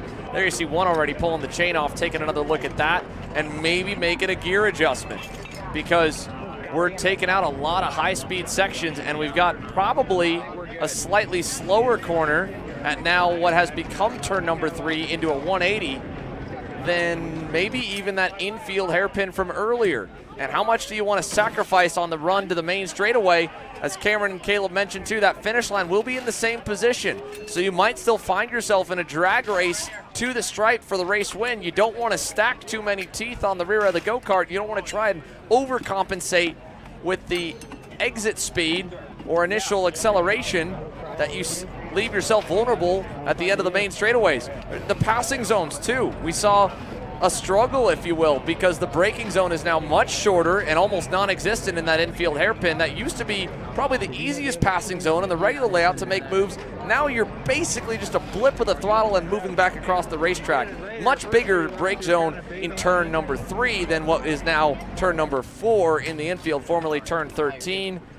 And I would say if you can't pass down at turn number 1, you're going to be fighting an uphill battle through the race and really having to get aggressive. Maybe in the shark fin, we've seen some moves in that left-hand 180, sending it deep and then hoping you don't get crossed up or go off the racetrack and fall down the hill. And maybe you can make some moves over here in the new turn 3 now that it's a 180-degree corner, but it's only going to pick up speed as the race goes on and more rubber gets laid down. So here's a cool look at the front end changes being made by a handful of teams. So this might be trying to compensate for what Cameron alluded to as well with the front bite. This one, not so much. I think they were looking more so at the throttle cable and setting that properly. And a good look, this is the top end of the throttle cable. So this is what goes back into the carburetor. As you open the, press the throttle pedal down, lets more fuel in, and off you go. But they're taking a look at setting that and the float height within it for the slide. Yeah, just minute details here to make sure things are good. And remember, they do check if the slide is right in the tech inspection. They do check everything else in that tech line once you finish things up here for the race itself. So you still have to make it where you can pass tech for the end of a race. And that's what they're checking right here, right? Of how much you tighten the cap on the carburetor. Make sure that you're getting as much throttle as you can. But the junior drivers, they have a restricted throttle slide. The senior classes obviously run the Brakes 206 engines unrestricted. That's a new twist to this year's out-of-the-box challenge running the junior class, is that there's another element to look for to make sure that it's at the maximum legal window, and that's making sure that your throttle opens up as much as is legally allowed, and that's what they were checking right there. Basically, as that spring comes up, you have a flap that opens 90 degrees, right? So from fully sealing off the intake to then opening and letting fuel pass through. Can only open so much with the juniors. It's restricted more so for the sportsmen, more so for the cadets, less and less fuel through, obviously less and less speed down the straightaways. Trying to make sure that you've got it to the limit. You get as much throttle as possible. You're getting essentially full throttle for the juniors, but it's a restricted throttle. Comparatively, with the seniors, you didn't have to worry about that. You just wanted that thing fully open. Here, they've got to make sure that it's open as much as is legal without going too far by accident as you're tuning and getting those last preparation checks done to make sure you do have full throttle. That if you have too much, well, then you're going to be disqualified. It's the last thing we'd want to see here from this event is a hardworking young driver. Cameron Reed obviously works on these more than I do. She'll have a better explanation, but she also got some other information for us too. Let's go down to her on pit lane. So I talked with a few of the guys down here on the grid. Talked to Brady Shad and Nate Dupuy. Sorry, having a little bit of issues here. Looks like Nate Dupuy is just changing gear at the moment, whereas Brady Shad is just repairing a few.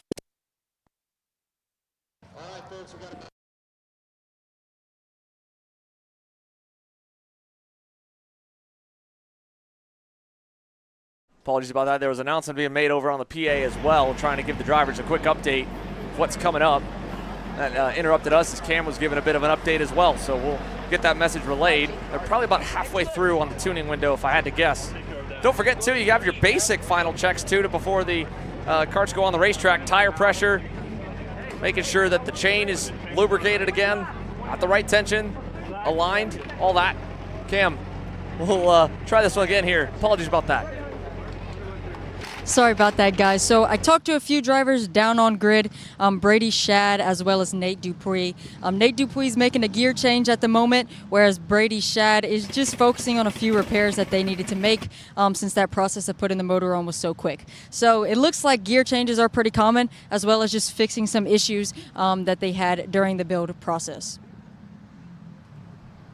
Makes sense. Again, that trade-off, right? Those teams that took their time during the build process that'll be starting towards the rear of the field, they will find themselves with the ability to actually tune during this tuning window. Teams that might have hurried the process to get a good starting spot, they're having to do some double checks now.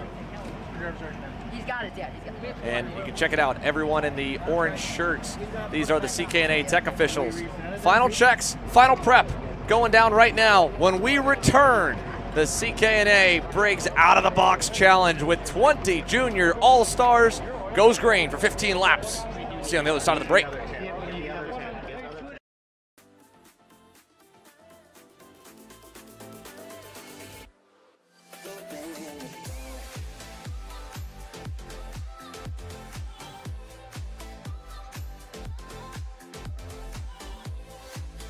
Are you looking to take the next step in your racing journey?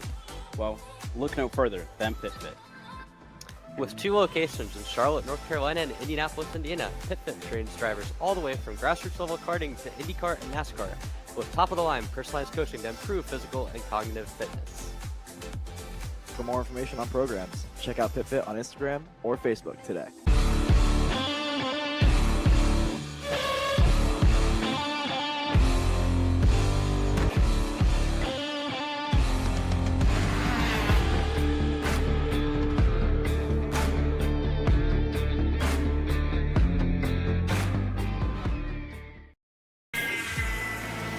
Florida Kart Racers, you asked for it and we're going to bring it. Introducing Florida Karting Championship, FLKC, a brand new racing series coming to Florida in 2026. Kyle, what are you doing? It's got my new Greyhound seat. You don't even have a cart. Doesn't matter, I have a Greyhound.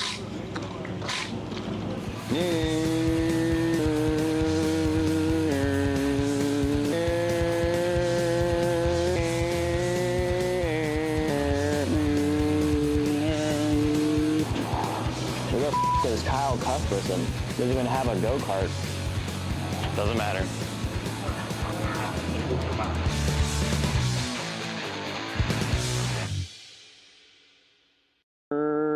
Cuthbertson through on Turney. Turney in the dirt. Cat food marketing. $9.99 a month. Dude, Caleb, wake up. Dude, we're live in 5 minutes. Let's go, come on. What are you doing? Dude, I'm so sorry. Xander had me in a cat food marketing meeting till like 2 a.m. last night. Come on, man. Do you have anything I can drink? Dude, I got the perfect thing for you. Perico, it's a healthy energy drink alternative. Perico, non-GMO, gluten-free, kosher, magnesium, B12, B6, yeah, it's good. B5, biotin, and 0 sugar? Pericazo! Try Perico, made with natural ingredients, organic caffeine, and supports your metabolism. Try the new official energy drink of Kart Chaser.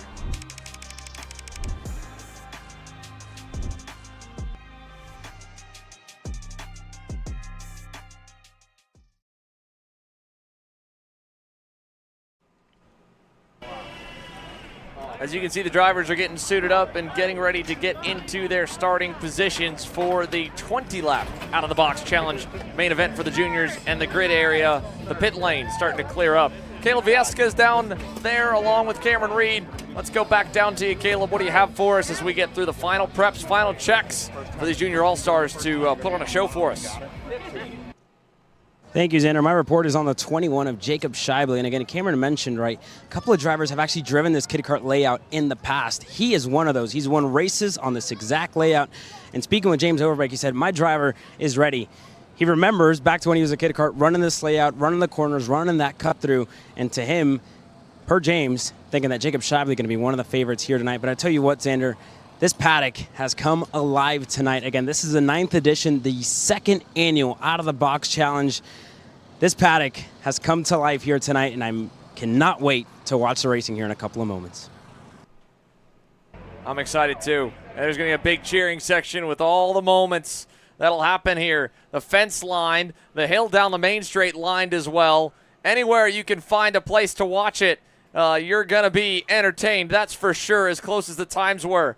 And the final grid order has been officially posted, so we know exactly who starts where. And we know at least Derek Wargo was the last of those that finished on time. He's actually not 20th. He's slated to start 16th. There are 4 drivers going to the rear. Shane Smith, Cameron Conrath, Carson Benjamin, and Hudson Jack Erlin will start shotgun on them all. So there may have been 1 or 2 final checks amongst them, but Derek Wargo, one of the last ones we knew about Hudson Jack Erlin. There were a couple of other updates that have drivers going to the back. On the flip side, we'll go through the rest of the starting lineup, but I can tell you as a bit of a teaser, Jacob Scheibele, he's got a pretty nice starting spot himself. So for a driver that's won races on this kid kart layout a couple of years ago, well, he's going to be able to have a great spot to fight from to put that experience to good use. And again, we've got a couple of variables here. Carter Barkas didn't really get any laps in the warm-up. Neither did Tyrone Kemper Jr. Who knows what their speed's going to be when they fire those engines up and get ready to roll off. Final couple thoughts from you, Justin. Any name that sticks out? Anything from that warm-up? Any other last-second thoughts we have here? Well, in terms of who I can see potentially battling it out, I wouldn't be surprised to see someone like Brady Shad be able to learn things pretty quickly once we go to racing and be able to charge ahead. It's going to be, though, I think I'm following along with Cameron Reed's pick because I like Nathan Dupuy as a driver. He's been very adaptable. I remember talking about that specifically whenever we've called some of the action with his name earlier in the year in various different events.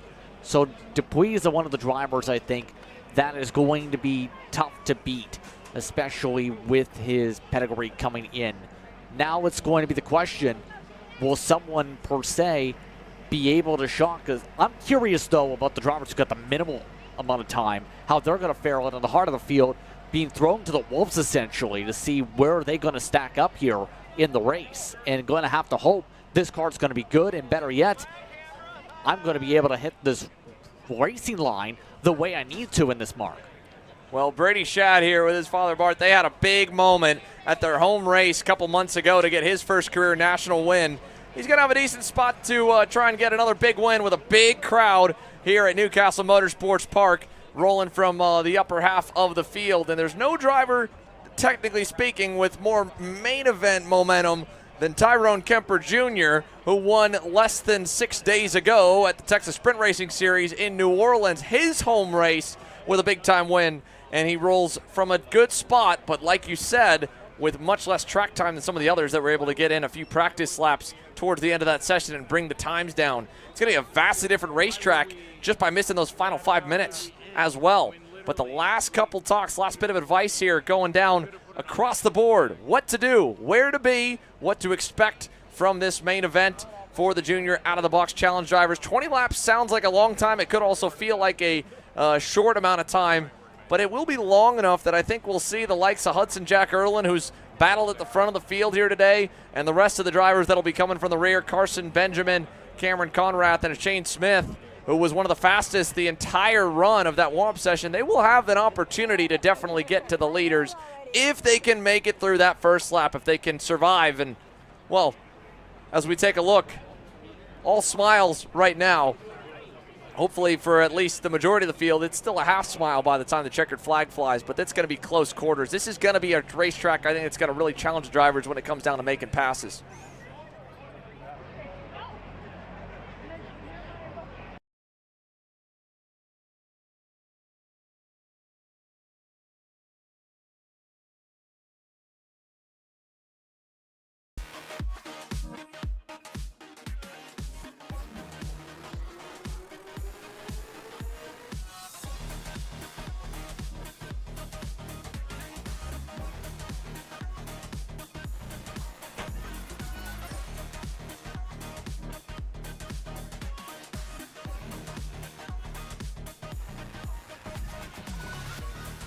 Looks like the drivers are now getting the chance to be able to go up to the grid here. They are making the call to the last of the team, getting their team chassis off of their kart stands to be able to roll down the hill, down the pit lane, to be able to get ready. 10-minute window concluded. Gives us a good opportunity to pull the graphic up as well with the starting positions for your drivers in the out-of-the-box challenge. You just saw them all go through the warm-up. Let's take a look at how they will line for this 20-lapper. Christopher Goulet, after results made official from the build challenge, will lead us to green. Trevor Clinton hung inside the top 5 and top 10 the majority of that practice session. He'll join him on row number 1. And there you go, Mr. Kid Kart Warrior himself, Jacob Scheible, for PPK Coyote to the inside of row 2 alongside New Gen Motorsports, Jordan Lappin. Then you have Nathan Dupuis starting inside the top 5. We talked about him, already expected to be potentially one of the favorites. Tyrone Kemper Jr. had limited time, had to come in for repairs during the practice. Will start in 6th. Tegan Snyder starts off in 7th in the 09 machine. Brady Shad starts next to him in row number 4. Row 5, Ethan Jarvis Comey on the Maranello starts on the inside of Giovanni Blackerby's Pro Kart Concepts machine. AJ Stoner for Coyote in the number 14 starts alongside the first of 2 comp karts in the field, Carter Barkus. Then Matthew Holland will start down in 13th. Jack Simpson alongside of the 224. Then Holden Harder, who looked good in the heat races earlier, looking to try and charge like he did in said races. Derek Wargo, the last of those on time.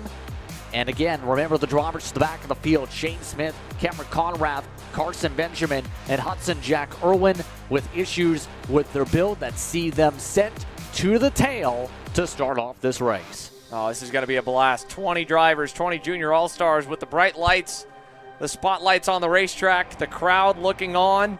It's been a great night here from Saturday at CKNA Grand Nationals number 9. The NCMP Cookout presented by Comet Kart Sales, the tire changing competition presented by Vega Tires and Target Distribution, and now presented by Briggs & Stratton. 20 motors divvied out to the entries of the out-of-the-box challenge, with the junior drivers taking the center stage in 2025. They've gotten a practice session on the Kid Kart layout that we saw announced live from Greg Jasperson moments before the build challenge began. They've now had 10 minutes to officially make setup changes. Teams that had to make repairs were given ample time if they pulled in early or couldn't even make it out for the warm-up. And now it is all resting on the shoulders of the 20 drivers between the ages of 11 and 15 years old for the final moments here, and then a 20-lap dash for the Briggs Out-of-the-Box Challenge trophy. You can see the grid is populating here. It'll be ready in a few moments. There's Dan Roche, Mr. Race Briggs, working his way to the front of the grid as well. There's going to be a lot of eyes on this. And as well, the Toyota GR86 Cup car, they had to pass that on their way to and from the pit lane here. You've got some pretty impressive company with us at CKNA Grand Nationals 9. And hopefully they're impressed with the on-track product that we're about to put on display, and Briggs & Stratton to that as well. Only a couple of woes, couple of miscues for putting go-karts or putting engines on go-karts and firing them up within about 2 to 3 minutes pretty much a piece. That's a pretty good track record, I would say, for this package. I think so as well, and I think the fans are going to see a good show to see who's come away with the checker flag. They are gathering all over the place here. Some sprinting around the hills, others ready to rock the hills to see who's going to be able to take that big trophy and able to take the checker flag as some of the last instructions get forwarded along from the crew members here as drivers get in position and ready to rumble around this track. CKNA Grand Nationals 9 brought to you by Toyota GR and Odenthal Racing Products, along with a myriad of partners. None more important here for this specific session than Briggs & Stratton themselves, powering the 550-plus entries in attendance. Some of the best drivers across North America, some of the biggest race shops and engine builders that all have supported this program that has revitalized the grassroots karting scene in America. And now on the 9th edition of the CKNA Grand Nationals, offered a heck of a main stage to crown national champs.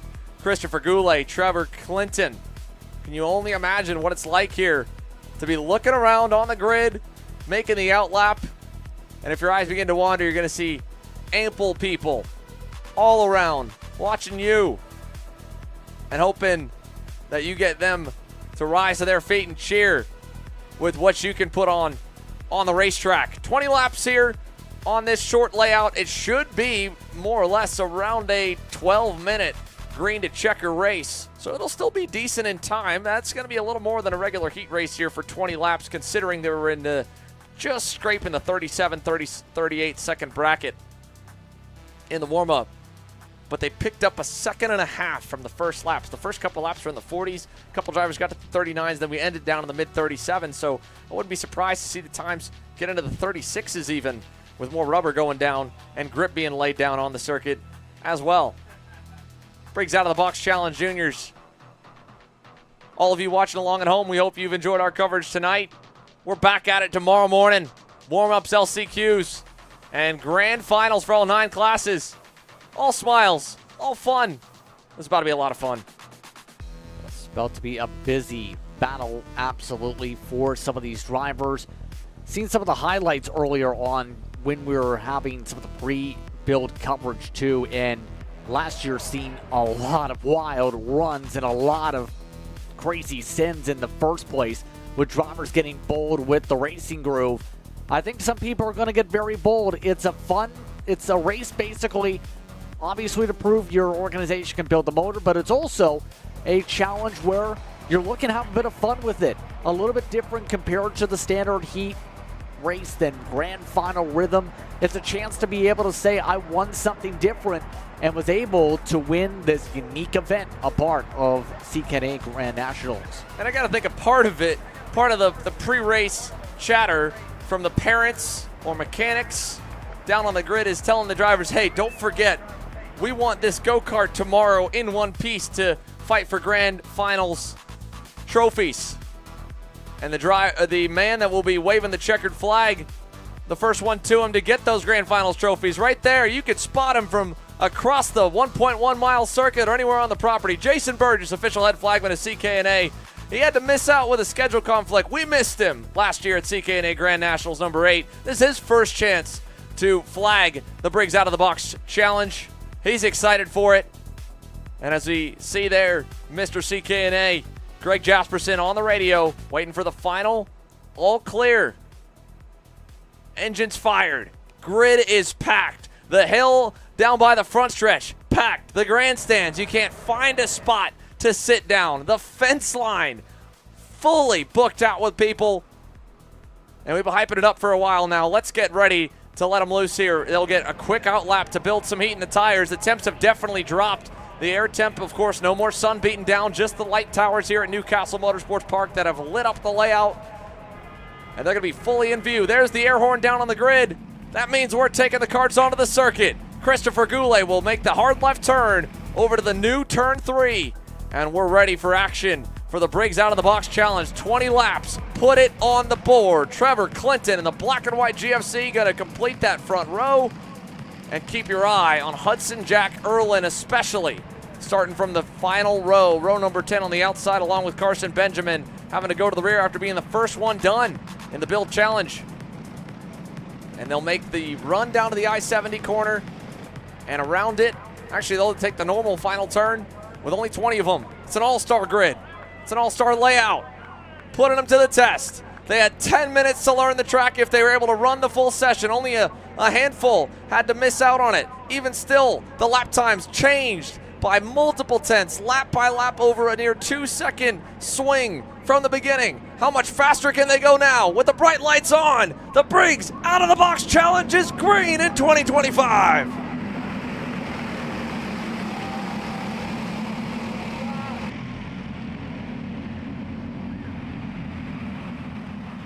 Great start off the rip here as there's a bit of contact in turn 3 on the first lap. Further back in the field, who did we lose back there? About 2 or 3 karts collected. That is going to be 3 of them. Shane Smith is one of them in the 15 for Loki Racing Sodi. Another is the 445. But out and away in another spinner in the shark fin as Nathan Dupuis goes to work on Jacob Scheibele here in the fight for second. We're going to put 1 lap down. Christopher Goulet leads Dupuis fighting for P2 down the front stretch on the Nathan Dupuis Motorsports 241. He'll get second. This is why the draft's so critical, and being able to get the right gearing set up during the tuning window was all the more important. Make sure you have enough zoom to be able to go some side-by-side for third. How about multiple different dives going on through? Drivers like Clinton, Stoner, all amongst those trying to go on the way through before they get to the shark fin. AJ Stoner 3 wide on the bottom, getting the elbows out, trying to make something happen. Jacob Scheible swarmed in the middle. Here's Brady Shad and Tyrone Kemper Jr. Not the best start for them from the outside lane, trying to close back the gaps to the front. Trevor Clinton following Nathan Dupuis. They gained about a couple tenths. 10.5 to be exact on your race leader. Christopher Goulet is trying to get away. 2 laps in the books, 18 to go. Up to 4th here for Tegan Schneider in the 09. And the biggest mover up from 11th, AJ Stoner. As now Brady Shad goes to work down the inside on Jordan Le Pen. That was for 6th on the circuit. Closing to Stoner now. He'll go inside, deep move. Brady Shad's up another one. That's 2 spots on this lap as he points to the heavens. Let's keep the momentum going. Now, next up will be Jacob Scheible in his targets. Yeah, so far picking them off one by one, having to take his time already, giving hand signals to try and get a little bit of work with Stoner amongst those pushing on through. Up front, though, Dupuis going for it, sends it up on 3, and does prove, yes, you can pass here, able to send it in the tight cut through. New leader, Nate Dogg in the 241, takes over, and now can he begin to build a gap? He's had some of the best lap times through the first couple laps of this race.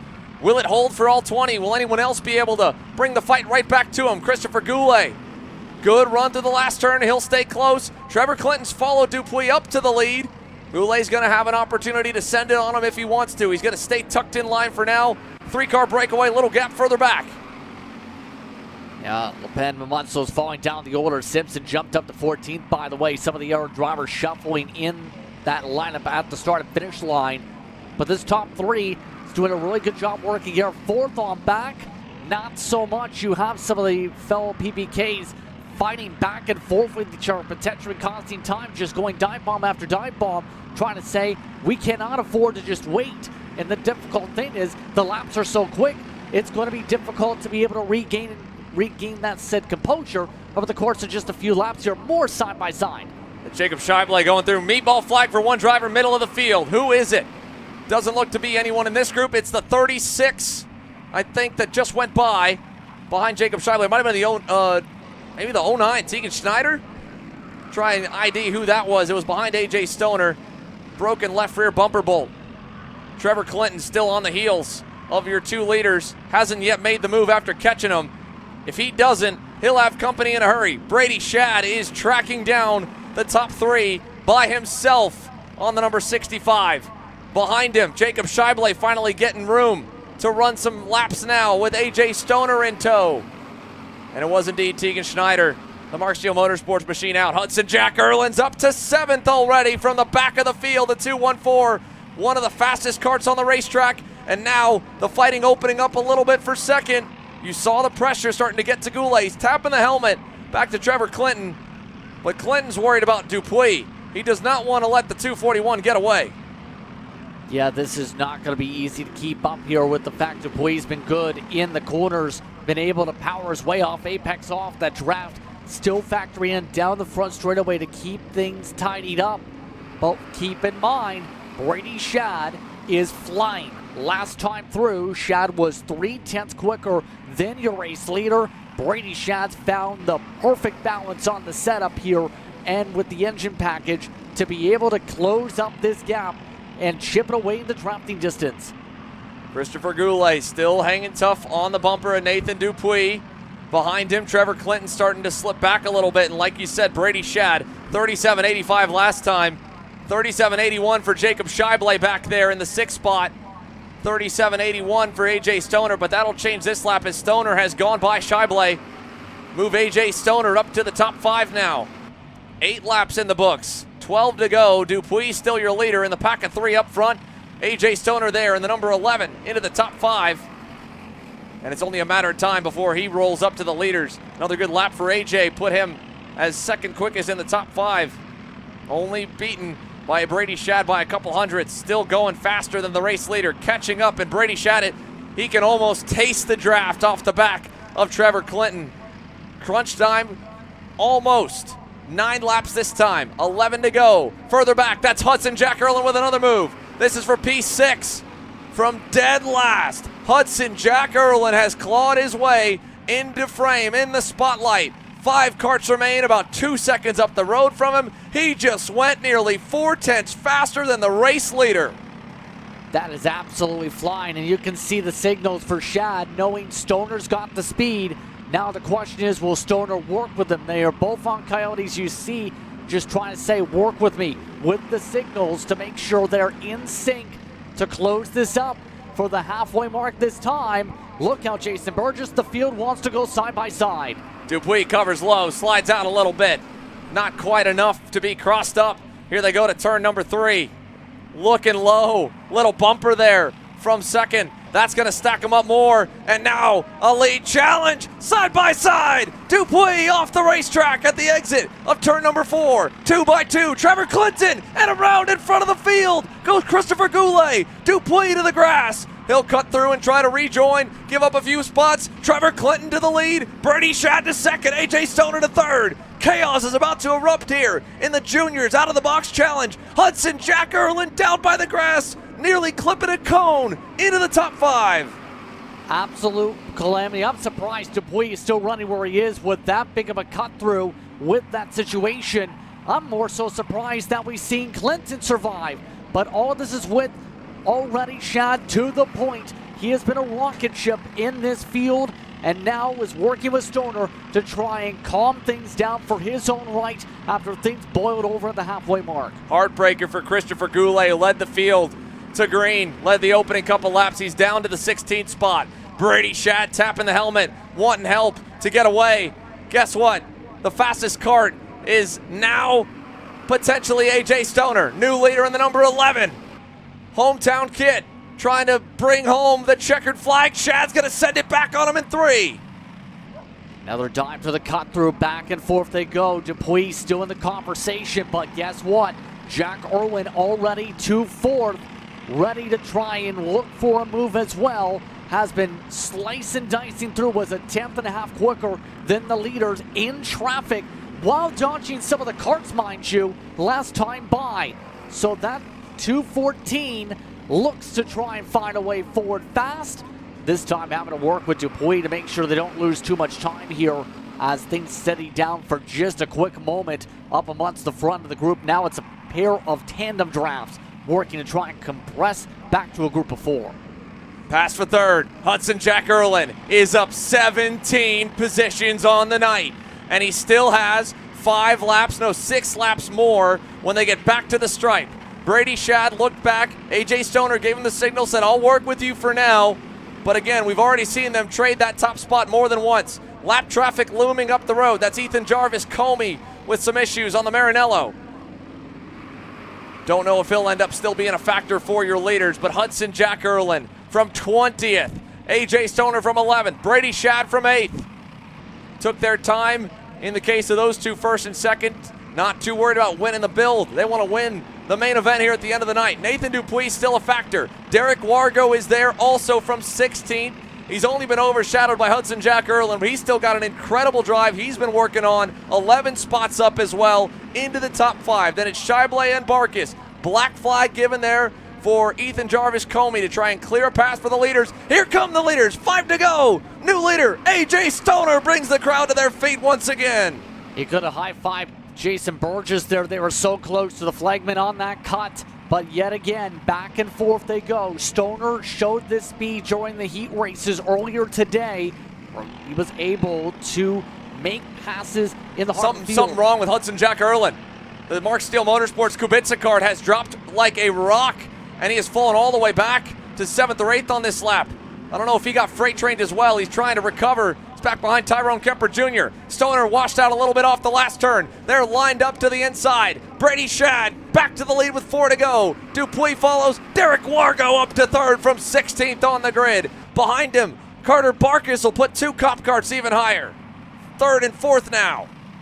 Yeah, right now, Wargo We talked about him amongst the teams that had to pick up spots, had taken their time to make sure that kart was built. They talked about some of the, well, unexpectedness of their grouping and feeling like they didn't have the best of pairings potentially on some of the parts, but it still is important to make sure you have that engine right. Wargo and his team have put this kart in a great spot. Now they look to go 3 wide. Contact on the cone and stuck under the police tire. Nathan Dupuis clipping the cones, trying to get to the lead. Derek Wargo now to second. Barkus following through. And Nathan Dupuis to the wayside. Somehow is still able to make the corner just barely. I think we might have lost one off the side. AJ Stoner hanging on for dear life. Dupuis still dragging the cone behind the side pod. Shad, your leader. Wargo next up to challenge. And he's got help as they go 2 by 2 behind him. 2 to go. There goes the cone. Dupuis ripped it off. It's in the middle of the track. And the double sticks are out. Derek Wargo looks back. He's got a great sight. A blue and yellow comp card in the form of Carter Barkus. And a big gap back to Jacob Scheible now. About a full second with 2 to go. He's got a dancing partner. Brady Shad will continue to cover it off low into 3. Will Wargo force the issue early, or will he wait until he gets on that front straightaway? The answer is front straightaway, it seems. Has a chance for Barkus to work with him. Barkus needs to close up, get to his bumper if they want to try and bump forward past Shad. Coming up to this white flag, looks like Barkus is coiling it up to give the push. Here they go, down the front. White flag, 1 to go. Brady Shad down the inside. Derek Wargo following, Barkus following. It's a 3-man fight for the lead and the win here with a lap remaining at the out-of-the-box challenge. Shad continuing to block low. Wargo with a cent and a half to the inside. New leader, Derek Wargo to the front. Carter Barkus back to second. And now AJ Stoner's up to third. Shad back to fourth. Final time to the shark fin. Can you believe it? With all the chips on the line. And it's not over yet. Carter Barkus, he'd love the win. Here they come. Down the front straightaway for the final time. Derek Wargo to the inside. Barkus to the outside. Fired, checkered flags. Wargo. Derek Wargo with the win. The flag's on fire from Jason Burgess. Derek Wargo over Carter Barkus. AJ Stoner third. Brady Shad. Nathan Dupuis, your top 5. What a finish. What a run and what a battle at the very end. It was a big send into 3 by Wargo in the first place to take over that race lead. It took a lot of grip. It took a lot of hope. It took a lot of luck. But in the end, Wargo was able to charge from 16th to 1st. I was looking underneath of him and I pushed through him. What the fuck was the flag man doing? He fucking threw last lap halfway through the fucking session. Dude, did you remember his cone? Yeah. Because they put the cones in the middle of the fucking straightaway. Derek Wargo, you're the out-of-the-box challenge winner. Talk to me about that move on the last lap. How does it feel? I mean, it's great. We didn't really practice for it that much, but we started P16, and then it was just up from there. The last move on the last lap, I kind of got hit into Brady, went sideways into him, and then that was it, and then just blocked the rest of the race. Tell me about the team as well that made it possible. We heard from Tim how hard the build was, but to come away with the win, how does that feel for the whole team and for everybody back home in Louisiana? I mean, it's awesome. Like, Tim is awesome. My dad's awesome. Like, everybody under that tent is just great. Like, they've helped us so much, just Comp Kart in general, everybody. And now Louisiana has 2 out-of-the-box win challenges. Well, there you go, Derek. Enjoy it. And again, you're the second ever out-of-the-box challenge winner. Enjoy it. Thank you. Wild final lap there. We'll obviously be able to break it down a little more as the time rolls on. Derek Wargo, sign of sportsmanship there. His first move once he got out of the go-kart was to go up to Brady Shad and apologize. Obviously, you could see by the body language, Brady heartbroken, defeated, deflated there, and you can't blame him. But a kudos to Derek. He was ready to go for it, wanted to race him clean, got in. But nonetheless, Derek Wargo, out-of-the-box challenge winner. for 2025.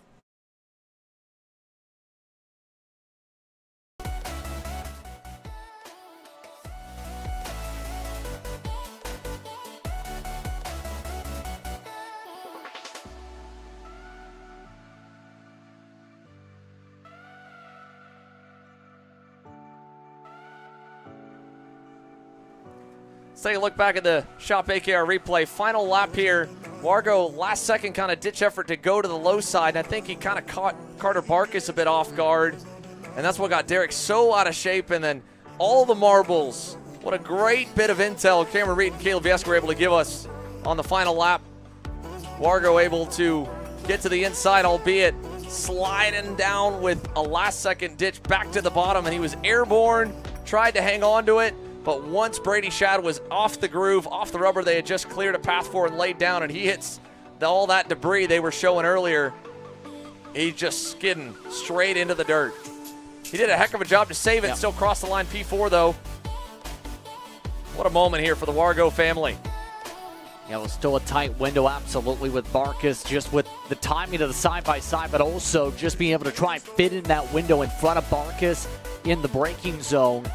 So I think it was a little bit of the contact, but also, as you said, just out of the groove for Shad in the first place. So it would have been a tough ask for Shad to defend, even if there wasn't any bit of contact in that situation. For sure. He was in a pass or be passed moment there. It concludes the night's coverage and the night action from CKNA Grand Nationals 9. Tomorrow, Grand Finals Sunday. The 9th running of the Cup Karts North America Grand Nationals on tap, with coverage beginning first thing in the morning, 8:15 a.m. Eastern Time, 5:15 a.m. Pacific, with last chance qualifier warm-ups, last chance qualifiers, and then we go straight to the grand final warm-ups. But the Briggs Out of the Box Challenge, the second running of this incredible event, capping off a night of festivities. The Newcastle Motorsports Park Comet Kart Sales sponsored Grill Out, the Vega Tires Tire Mounting Challenge, and then here, the Briggs Out of the Box Challenge is truly from out of the box to clutch on, pipe on, chain on, onto the go-kart, pull the cord. These teams did it in a matter of minutes. It's a matter of seconds, and they were ready to race. Had to go through tech, put a couple of drivers towards the rear. There were a couple of moments they had to make some adjustments on, but they were given that 10-minute tuning window after that first practice. And then this year, featuring the junior class, giving the young superstars an opportunity to shine in front of the crowd and the bright lights. And here they were released out onto the circuit for the very first time, knowing the layout, getting told what it was only seconds before they took to the racetrack. And then, right after you come off, finding an issue from the initial build. And here's a look, a great look at what the outside groove was like there in turn 3, and a lot of the corners too. The Vega tires laying down a lot of rubber, a lot of grip on the main lane, but they'll spit off quite a bit of debris to the outside. Makes it that much more important to be able to look at that, make your track walk in the morning. They weren't allowed to do that here. They had to look straight from the driver's seat through the visor. And the grid set by the order of times from the build challenge, and what a race. Second year in a row of this event, second year in a row of a barn burner finish. Christopher Goulet, heartbreaker for him, racing hard with Nathan Dupuis early on, and ultimately all going sideways here with contact, trying to hang on to the lead. Himself and Trevor Clinton going wheel to wheel. But in the final few laps, with a number of different drivers taking points at the lead, and chaos with the cones and Jason Burgess hanging on to his ankles for dear life, Derek Wargo with a last lap move is your Briggs Out of the Box Challenge winner. We'll see you tomorrow.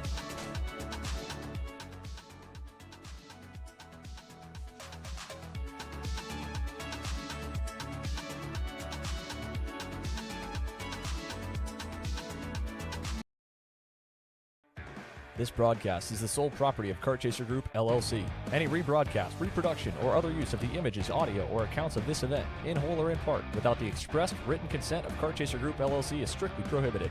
Thanks for watching.